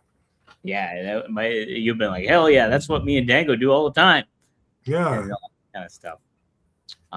I did look up famous people from Battle Creek, Michigan. Obviously, Rob, you are on there. Also, and you know this too, I'm sure. John Harvey. Huh? Tony the Tiger. Well, yes. So John Harvey Kellogg, he's from there. Okay. So is CW Post. So the cereal people. People don't know that. They only know about Kellogg's in Battle Creek, but they don't know that Post is right the fuck across the street. And then General Mills is right down the street too. What the fuck? Seriously? Yeah. Unless it's closed down in the last few years, but that's how it's always been. And for some reason, Kellogg's gets all the talk. They get all the hype. Man, how about that? You're the cereal capital of the world. Yeah. Well, you know what I learned though? And here's some full circle. My friend whose brother-in-law caught Tommy Karate Patera. Yeah. He lives in Springfield, Massachusetts. And I just learned like last year that Springfield, Massachusetts and Battle Creek, Michigan have a long going feud about being the breakfast capital of the fucking world. Isn't that crazy? Isn't that random? what does Springfield have that makes them?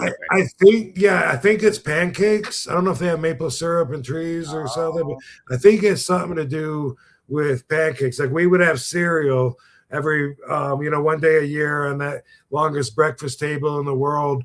We would always have cereal and shit. And then I think, but I'm not sure that they would have, but let me see. I know somebody that would know. Alexa, when Battle Creek, Michigan feuds with Springfield, Massachusetts about being the breakfast capital of the world, what does Springfield, Massachusetts offer people to eat? Springfield, Massachusetts offers pancakes, bacon, coffee, juice, and milk at their world's largest pancake breakfast. There's no They've been stopping serving me. up this hearty meal since 1986, drawing thousands to Main Street for a friendly rivalry. Isn't that fucking random? That's Want to crazy. know more about how this pancake battle started and grew into a yearly tradition? Yes, but we'll talk later. Sounds good. I would like to Catch know you more. later, Robert. Yeah. Wow. So, well, I gotta give it to Battle Creek though, because you guys, that's where the cereal stuff originated from. So like, if they're just adopting breakfast over there, Springfield, Massachusetts, did they create pancakes? I don't think they created pancakes. I don't think they created bacon, right? So, Do you want me to ask Alexa? you don't have to, unless you want to. I think it might have something to do with the syrup, but I don't know. Like it seems like Massachusetts would have like Paul Bunyan cutting trees down. Yeah, that is true. Let's see. Yeah, it doesn't say what it does, but it does say it began, like it said, it began in the 1980s.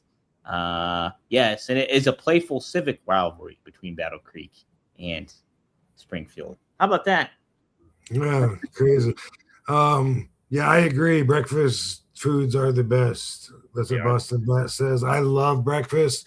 When I'm by myself and I don't, like Katie's not with me, I'm on the road or home or whatever. Sometimes I will have breakfast 3 times a day. And quite often I'll wake up and have oatmeal. And then a little while later, I will have protein pancakes. And then maybe still later have like yogurt with cereal on it. Like, I love it all. But so as the history goes in Battle Creek, Michigan, there's one old man, and I can't tell you his name because I haven't heard it since I was a kid. I will probably know it if you look it up and tell it, but I'm not going to try to think of it because it's not anywhere near the tip of my tongue. But he had some businesses downtown in Battle Creek, and so he was known as a successful, wealthy businessman. And when they did the biggest breakfast table, they offended him because they stopped short, I believe, and didn't put a table in front of his place. Oh, and it offended him. So every year when everyone else eats cereal, he puts pancakes out. Oh. Yeah. Pancake business. I'm going to try it. I talked to him about renting a building to put the ring in one time. Really? Yeah. Old man. And I just remember thinking, so that's what a rich, super rich guy that owns half the town looks like, huh? But, what the heck? Well, how about that? But it was just, I don't know what all he owned, but yeah, he was cool though. I'm trying to figure out what his name is. I'm going to do a deep dive into that and figure it out. Let me see if I can word it. Alexa, in Battle Creek, Michigan, there's an old man who was offended when the world's biggest breakfast table didn't lay a table in front of his building. So he decided to make pancakes every year. What is his name? That's a good way to word it. That's an interesting story about Battle Creek. The man you're referring to is likely C.W. Post, who started making pancakes annually after being offended by the world's largest breakfast table not being in front of his building. Want to hear more about how C.W. Post's pancake tradition grew over the years? Kind of, but we'll talk later. Well, the guy I'm talking about wasn't C.W. Post, but that's amazing that that's his story too, right? Yeah, right. Wow. How about that? That's bonkers. Oh man, I gotta figure that out now. All right, we got some more super chats in. Let's see. Call him Maddie. old man something. Not like Mr. Laughton, but like old man Laughton or something. Yeah. Oh man, that's a great character name to have. Old man something. Who you got for Brock versus Obafemi 3? Talk shit, get hit. Yeah, Brock Lesnar kicked Obafemi in the nuts a couple weeks ago. This is 3. So boom. Who won number 2? Brock won number 2. Oba won the first one. The third one's in a Hell in a Cell at SummerSlam.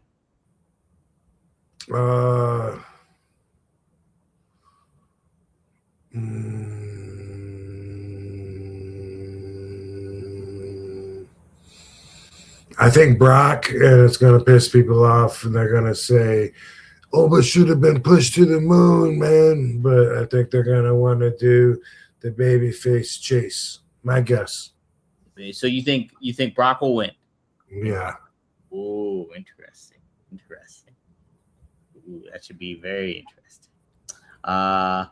Maddie says RVD with Dom as the manager versus JCVD. What's the finish? Jean-Claude Van Damme? If you had to fight Jean-Claude Van Damme, Rob, what would be the finish to that match? Time limit. Time limit. It'd be like a mirror, and every time we go to strike, we'd hit each other, and nobody could get anything on the other one. That's it. Yeah, you'd go Broadway. I'd be happy to put him over. Hey, nice. He's the man. I just saw yesterday for the first time a video of him competing in martial arts, like when he was younger and shit. I hadn't. Really? Some came up on YouTube. I don't know how, when I was going through shit, and I saw Steven Seagal, but then that one got kind of hard to watch after a while because it was very, very much like his more recent stuff, which is ridiculous, in my opinion. But anyway, and Bruce Lee. You ever seen Bruce Lee compete like in a actual? No, I never seen him compete. There's a video out there. I saw it. All right. I got some things to watch. I mean, it's nothing like, I'm not saying like you're going to die if you miss it or anything, but I just thought it was interesting. And they're both very short, like 3-minute videos. Oh, okay. Yeah, I'd love to see the Bruce Lee stuff. I love Bruce Lee. I think he's awesome. Yeah. Maddie also asked this. Did RVD come into TNA when Jeff Jarrett and Dutch were fired? Was that around the time you came in? Do you remember? That's a good question. Well, I don't know what happened when I wasn't there, but I came in twice. The first time was in 2010 when TNA was doing a live show going up against Monday Night Raw. And at that point, it was Eric Bischoff, Hulk Hogan, maybe Vince Russo. I don't know if Vince Russo was there yet or not. I don't think he was. At that point. So I don't know about Double J. By the way, I've known Double J since 1990. No, 91 when I did USWA. It's funny because last time I talked to him about it a couple years ago, I said something about like, man, I was a baby then, and he said we all were. And I'm thinking about it, and I'm like, he's not really that much older than me. Like back then, I thought of him as just being like a veteran and me being a young green kid because it was only like my second year in the business, and he's Boss's son. He's tag team champion with Robert Fuller. So I just looked at him as if like he'd always been working or whatever. And for him to say, yeah, we were all babies, I'm like, yeah, I guess a lot of us were. A lot of us, when I look back at the footage, it's amazing to me how young everyone else is at the same time. It's like, how could I have not noticed that they look so much different than they do now? You know, everybody. You know, Oh, when it's you go back 20 years, 30 years, or whatever. But you know, everyone looks a little different. Yeah, no, Jeff's not that much. He's like probably about 5 years older than you, Rob. I think. Man, and he was everything. He was the number one guy. He was number one baby face, and he was, you know, I thought Office. Like I was told, you know, you get heat with him if you, you know, maybe. I might have got heat possibly for accompanying a girl that I didn't know was his or saved for his at the time.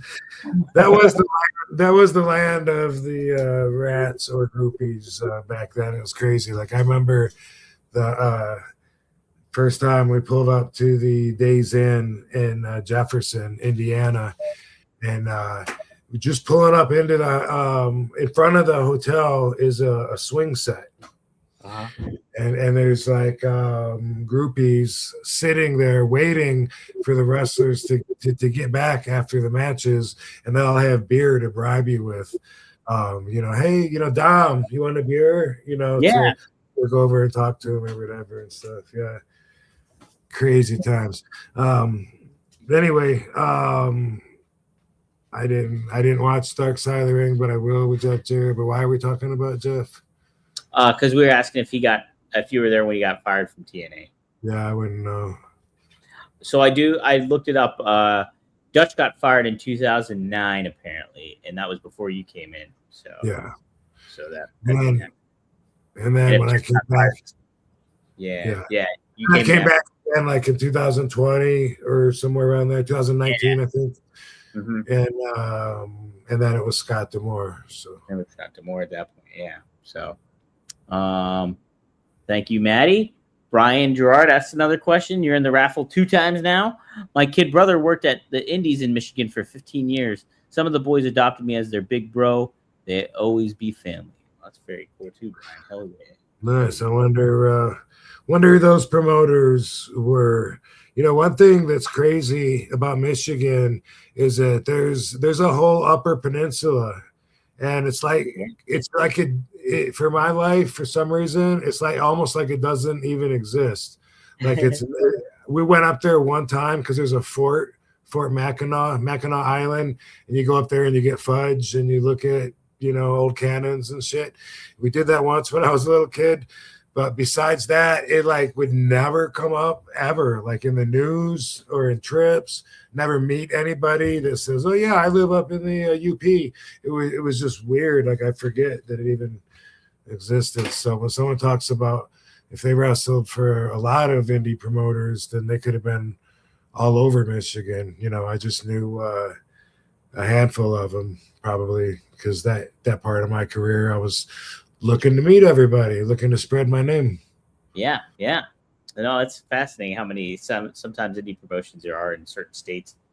I know Pittsburgh area has a decent amount in the area too. So, all right, Maddie asks or just has a comment here. It's funny to me, Stoner. You never heard of Sam Siegel in Pittsburgh, right?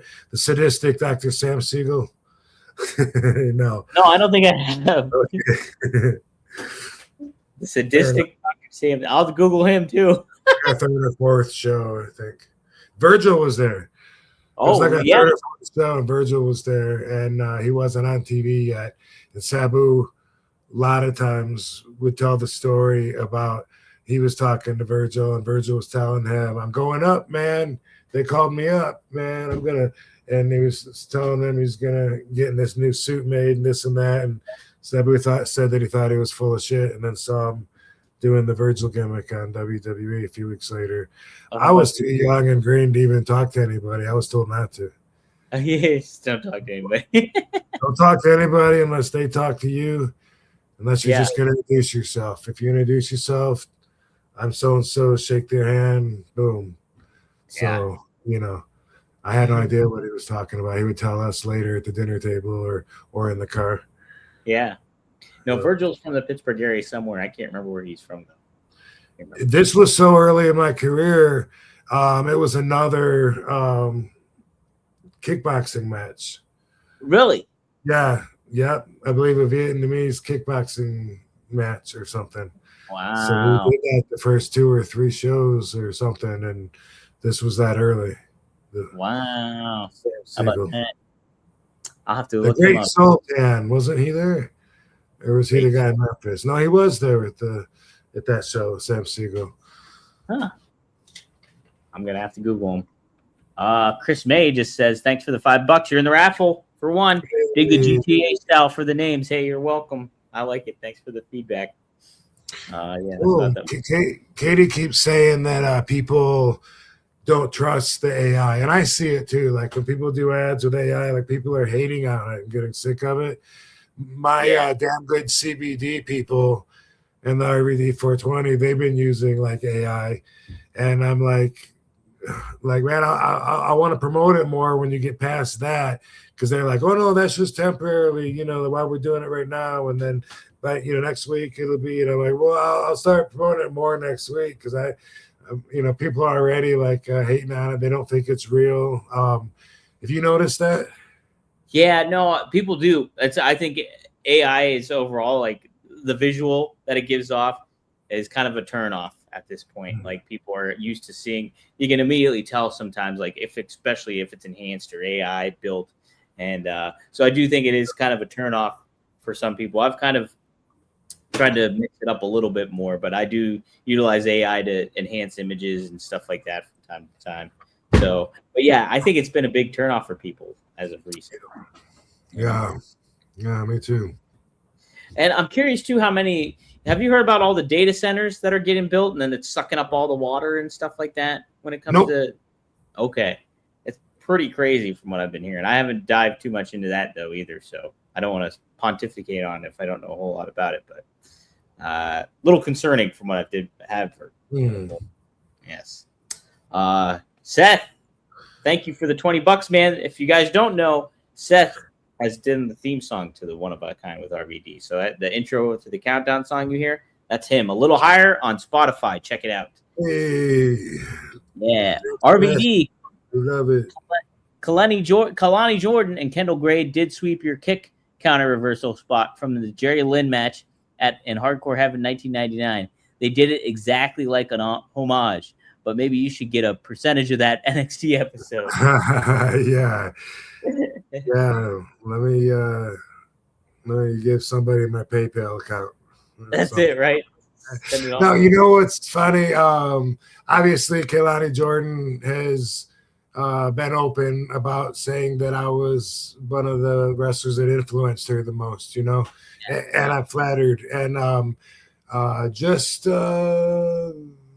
recently, I think I was when we were down in Florida, I was flipping through the channels and she had a match and I put it on, and Katie was telling my mom, that one does Rob's moves, that girl in the purple or whatever. And then she did this, split-legged moonsault. Ooh, see. And something else too. I'm not sure what else it was, but having said that, that's awesome, really cool. When someone asked me about who on today's roster I would want to pass the torch to or whatever, I would have to also, I don't remember what I said, but I would have to consider, her as well. Yeah. Kalani Jordan, because she's like the female RVD, or at least, as far as like my moveset. Now when people say that the way I move is unique and my body movements and everything, this and that, I don't know. I can't tell you. That's for y'all to decide. You know what I mean? As far as like if that's ever even attempted or duplicated, or if that's just me being different, that's how I do. But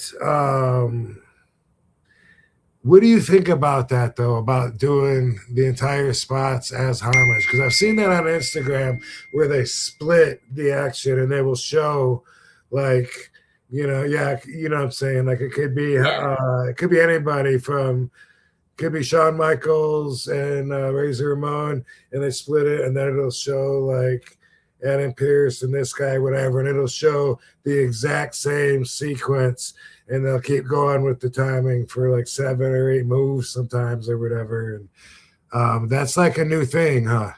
Yeah, no, I've seen that happen too. I think I saw it with like a Brett and Owen match, and somebody replicated it or something. But either way, I think it's pretty cool because it does like tip the cap back to you, and you have to be really, really into the weeds to understand. Okay, this happened before, and like so, like fans will appreciate it. It's almost like comic books. If you're into the comic book stuff, you can see stuff and references and continuity that makes sense to it all. So if you're paying homage back to some two legends that were going at it, and you do it in your match, like how many years later, like 20 something years later, I think that's kind of cool to do, and keeps the legacy alive, so to speak.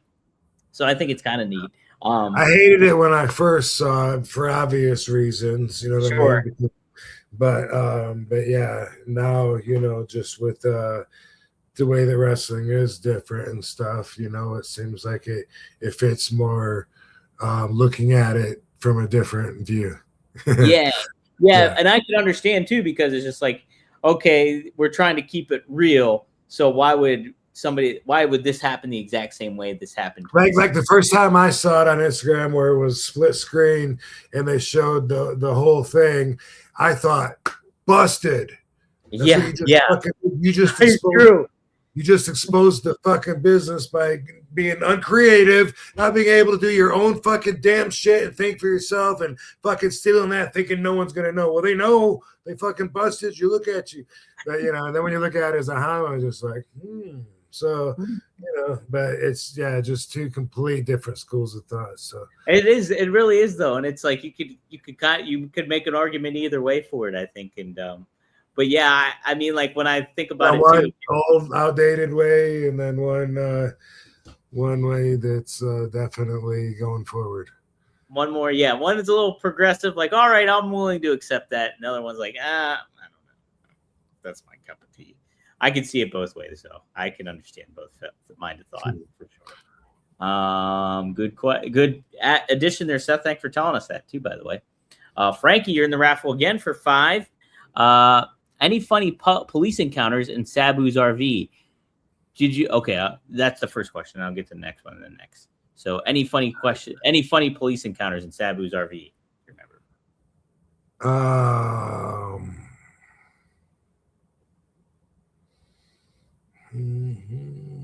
I can't think of any in the RV. Like there was definitely some crimes committed, but I don't think I can't remember the cops ever showing up with the Winnebago, and I mean, besides Sabu driving when he shouldn't be, speeding and swerving and all that, we literally would rip bumpers off of parked cars sometimes and just keep going. And I don't think that a cop ever, I can't remember, not one, not even a speeding ticket that I can remember. Yeah. Dang. All right. Well, second question he asked, did you know beforehand that Butterbean was going to kill Bart Gunn in the Brawl for All? I knew before I saw it, but I didn't see it live. So it had already happened, I think. I already knew what to expect because of spoilers. But, my money would have been on Butterbean. I mean, that dude hits so hard. But Bart did great. And by the way, I've known that motherfucker since 91 or maybe the beginning of 92. Oh, wow. And wow. Him and Billy Badass, Billy Gunn. Both of those guys were a tag team called the Long Riders at Universal Studios. wrestling for Eddie Mansfield. They had to work against a team of bodybuilder-looking dudes named Thunder and Lightning. They had a short little run in WCW actually too, but man, it's amazing just to think about how Billy looks like he's, at his peak. Like he looks like he's, I think better than he's ever looked, and I've known him my whole fucking career. Yeah. It's amazing how he looks. Since I moved down to Florida. Yeah. Yeah. Oh man, I like it a lot. I was a huge mark for Billy Gunn as a kid too. Like when he did the one Billy Gunn after Mr. Ass and all that stuff. I was big time mark for Billy Gunn. Maddie also. It's funny watching him interact. By the way, with Jesse James. Yeah. Oh, it's so funny. They're fucking hilarious together. Yeah. They're like an old couple together. That's what it feels like. And going back and forth. Maddie, RVD versus Steven Seagal. What's the finish to that? RVD versus... I'll tell you what. If I had to take some of his fucking throws or whatever, I'd be pissed because he looks stiff as fuck, and he'll take the guys and they're running at him, just feeding clotheslines, Yeah. He makes it into like a ridge hand with a back tap, and a little, but whoosh, next time guys run at him, whoosh, whoosh. He takes another guy, wraps his arm around, fucking bends his wrist. The guy's tapping out. He don't give a fuck.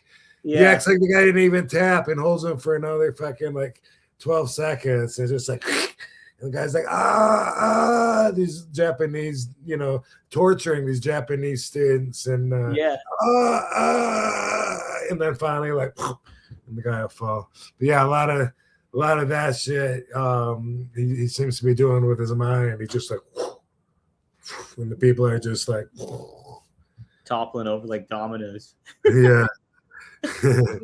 Yeah, it's funny because that's something that I'd seen, in his later years on YouTube and shit. And then I saw something he was really, really young, and it ended up being the exact same stuff.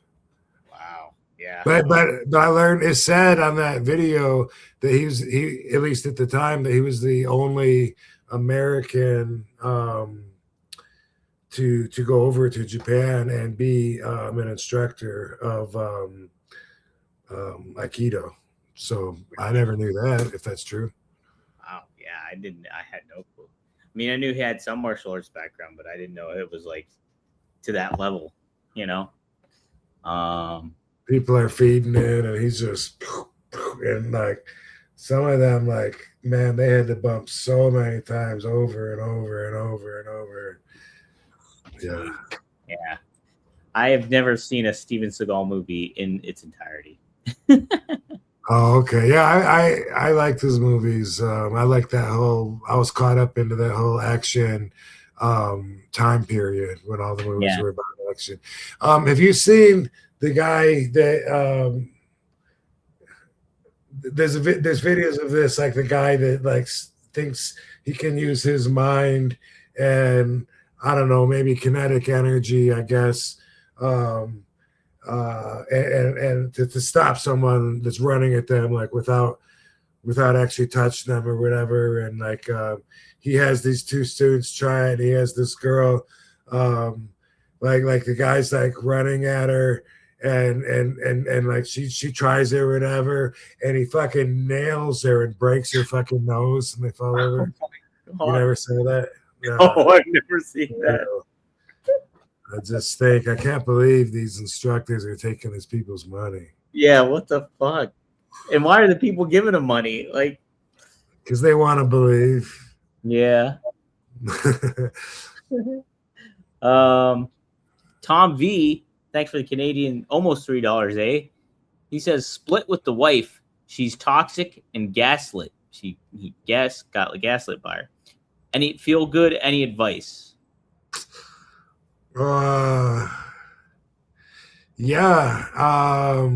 it sounds like eventually you're going to be very grateful that this happened because you already said she's toxic, and we know the type of people that gaslight and that fucking try to lie to cover up their own feelings about themselves. And it's really way better not being with people like that when you have a choice. And it's not easy getting out of relationships. It's a lot more easy and comfortable to just do nothing, to be complacent, and just have a shitty relationship that neither one of you cares about for whatever reason. And if that's anyone listening, then I'm not shitting on what works for you. But as far as advice here, man, I am like, I fought like hard to try to keep my marriage going because I looked at it as being a failure, which maybe you did too, as far as like splitting goes. So I really had no choice, like there was no way that I could make that bitch stay. But in hindsight, having so much time now and seeing the bigger picture, because you never are able to see the whole picture. You can only see up till now. And as time goes on, you're always able to see a bigger picture. I'm so thankful, I don't even care that she was fucking the maintenance guy. I'm glad. Like, I want to thank him for fucking taking that toxic, hateful bitch that away from me. And really, I can't imagine her being any other way than the way she was with me. But maybe she is. Maybe she's with someone who's right for her. We certainly should not have been with each other. We're two way different people that find happiness in complete different ways, and our relationship sucked. And maybe it's not like that, although I'm pretty sure it is, whoever she's going to be with, because I can't imagine her not being miserable. But at the same time, I don't give a fuck. I really don't. I don't ever need to see her again. And I was married for 12 years, something like that, maybe even longer. I don't know how long you were married with, but I'm going to say congratulations. And right now, life has been like so rewarding. It's just an abundance of love and good things happening, which was never achievable being with the wrong person. It wasn't. So I wish that upon you. I hope that you're able to find, and don't be in a hurry to find it. Don't be in a hurry to do anything. You know what I mean? But just someday you'll be able to be thankful if you're not able to ride that horse all the way right now, because you're going to have mixed feelings. If you're depressed at all, that fucks everything up. All emotions fuck things up. But truth is, sounds like you really did yourself a favor, and it's never too late because all we all have is from this point on for the rest of our lives. So congratulations. Yeah, I agree. And even the fact, like Rob pointed out already, that you said she's toxic, that's a good way to get an indication. All right, I should be happy I'm away from this person. Now, like, you're going to have some feelings, like you're going to get some sentimental feelings and all that stuff, obviously. But keep that in perspective. I mean, I've had loved ones, not relationships, like romantic relationships, but I've had loved ones that are toxic, and I've literally had to cut out of my life because, like mannequins, because of the poly foam that they're made from is toxic. Oh yeah, exactly like that. Yeah, feel happy about it, Tom.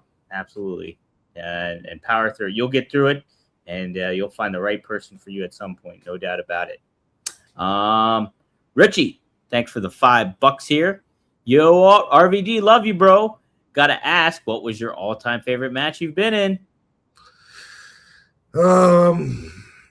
The match with John Cena, because I was fighting for ECW and for everything that I loved about the business, and I was fighting against a lot of stuff that I didn't love about the business. That's kind of what he stood for. That's the way the crowd saw it.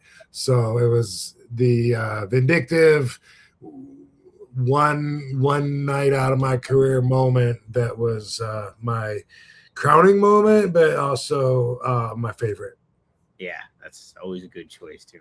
And you put it in a great way to showcase it too. Yeah, because it's like ECW versus what you didn't like about the modern wrestling product too.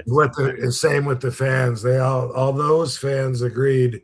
We all had the same views. That was awesome. The crowd was great. Yeah, absolutely. All right, Maddie, this is his last super chat we got here. Is there ever a chance to get Jean-Claude Van Damme on the show? Boy, that'd be something. That would be something.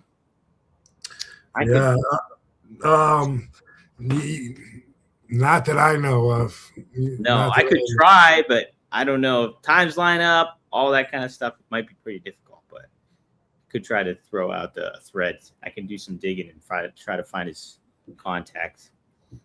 I've done it before with the Fonz, not Fonzie, but with the Fonz. I ain't got his number, you know what I mean? And so that'd be awesome. I'd love to. Yeah. Real quick, Rob, what did you think about did you hear about Sami Zayn winning the WWE Championship? I did. Yeah. I thought that was pretty cool. He only held it for 9 days. CM Punk just won it back on Raw. But it was pretty fun because he was having a great time with the title. And all I could think about, too, is how he'd keep honoring Sabu in a lot of his matches and stuff like that. So he already had it for 9 days? Everyone's talking about it like it just happened. Yeah, he only had it for 9 days. So he won it at Night of Champions in Saudi Arabia. And then 9 days later on Raw, this past Monday, he lost it to CM Punk. Who held it longer, Sami Zayn or RVD? Oh, you did. How long did I have it for? I think you held it longer than that, right? I think it was only a couple of weeks at best. RVD WWE Championship reign. Alexa knows. Could save your fingers. What would you like to know? 20. Oh, I know what it is, Rob. Damn WWE champion. Rob Van Dam was the WWE champion for 1 day on June 11th, 2006. 1 day. 1 day? That's not true. Rob, according to AI on Google, you held it for 22 days. 2006, 22 days. I did have. I don't know, but I want some pancakes. I do too. I'm fucking hungry. I'm really fucking hungry. All right, well, let's close it out. We'll spin the wheel. And I have it all. Again, if you entered tonight, you will have the chance to win the Sweet RVD card where he's wearing the band Japanese singlet. So that is up for grabs. RVD IOU. And then check this out. Runner-up, though, gets a sweet-looking Hulk Hogan card in the white trunks, nonetheless. Era of Excellence from Topps Chrome. So that's the runner-up here. So let's pull up the wheel. Make sure I get the screen share going. Share screen. Wheel of names.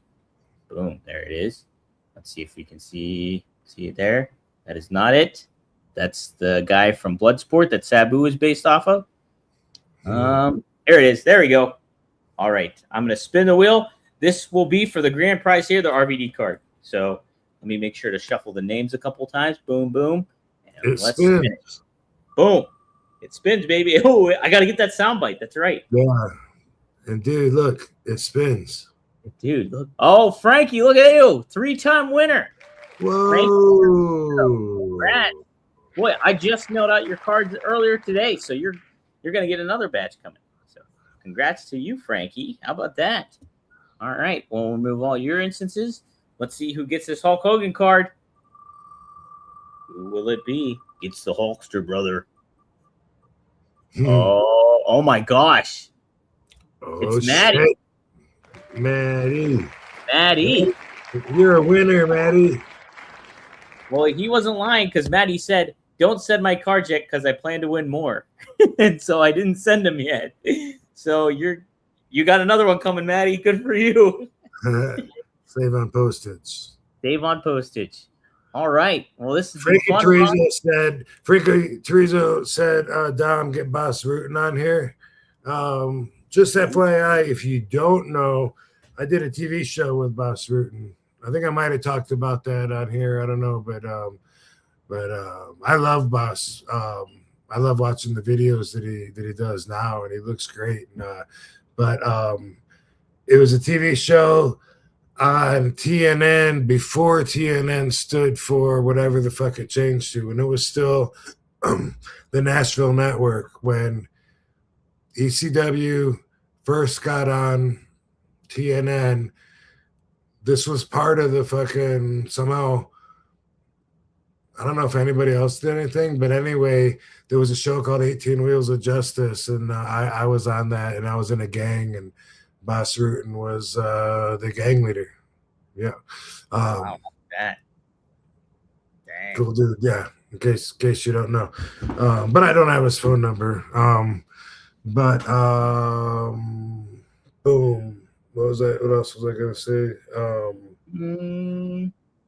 Oh, I was gonna say something that I just read. What the fuck was it?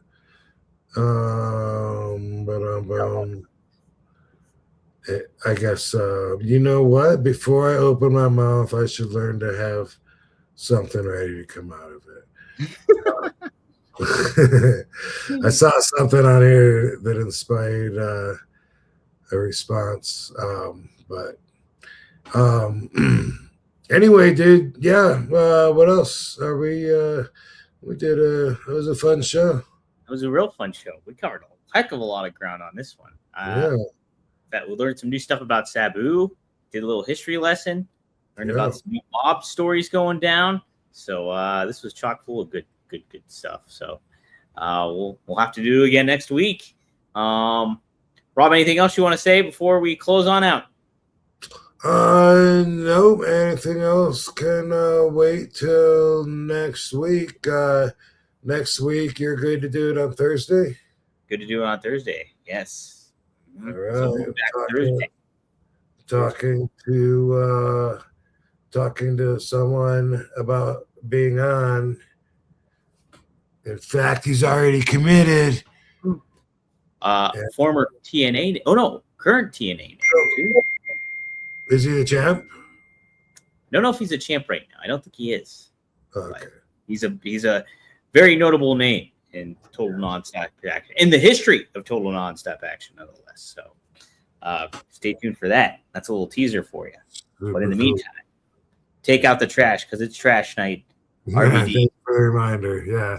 All right, cool. All right, man. I've enjoyed our weekly get-togethers, everybody. We're like the Van Dam Social Club. Absolutely. Thanks, I love it. Peace out, hoes. Peace out. Peace up. A-Town down, bitches. See you guys next time.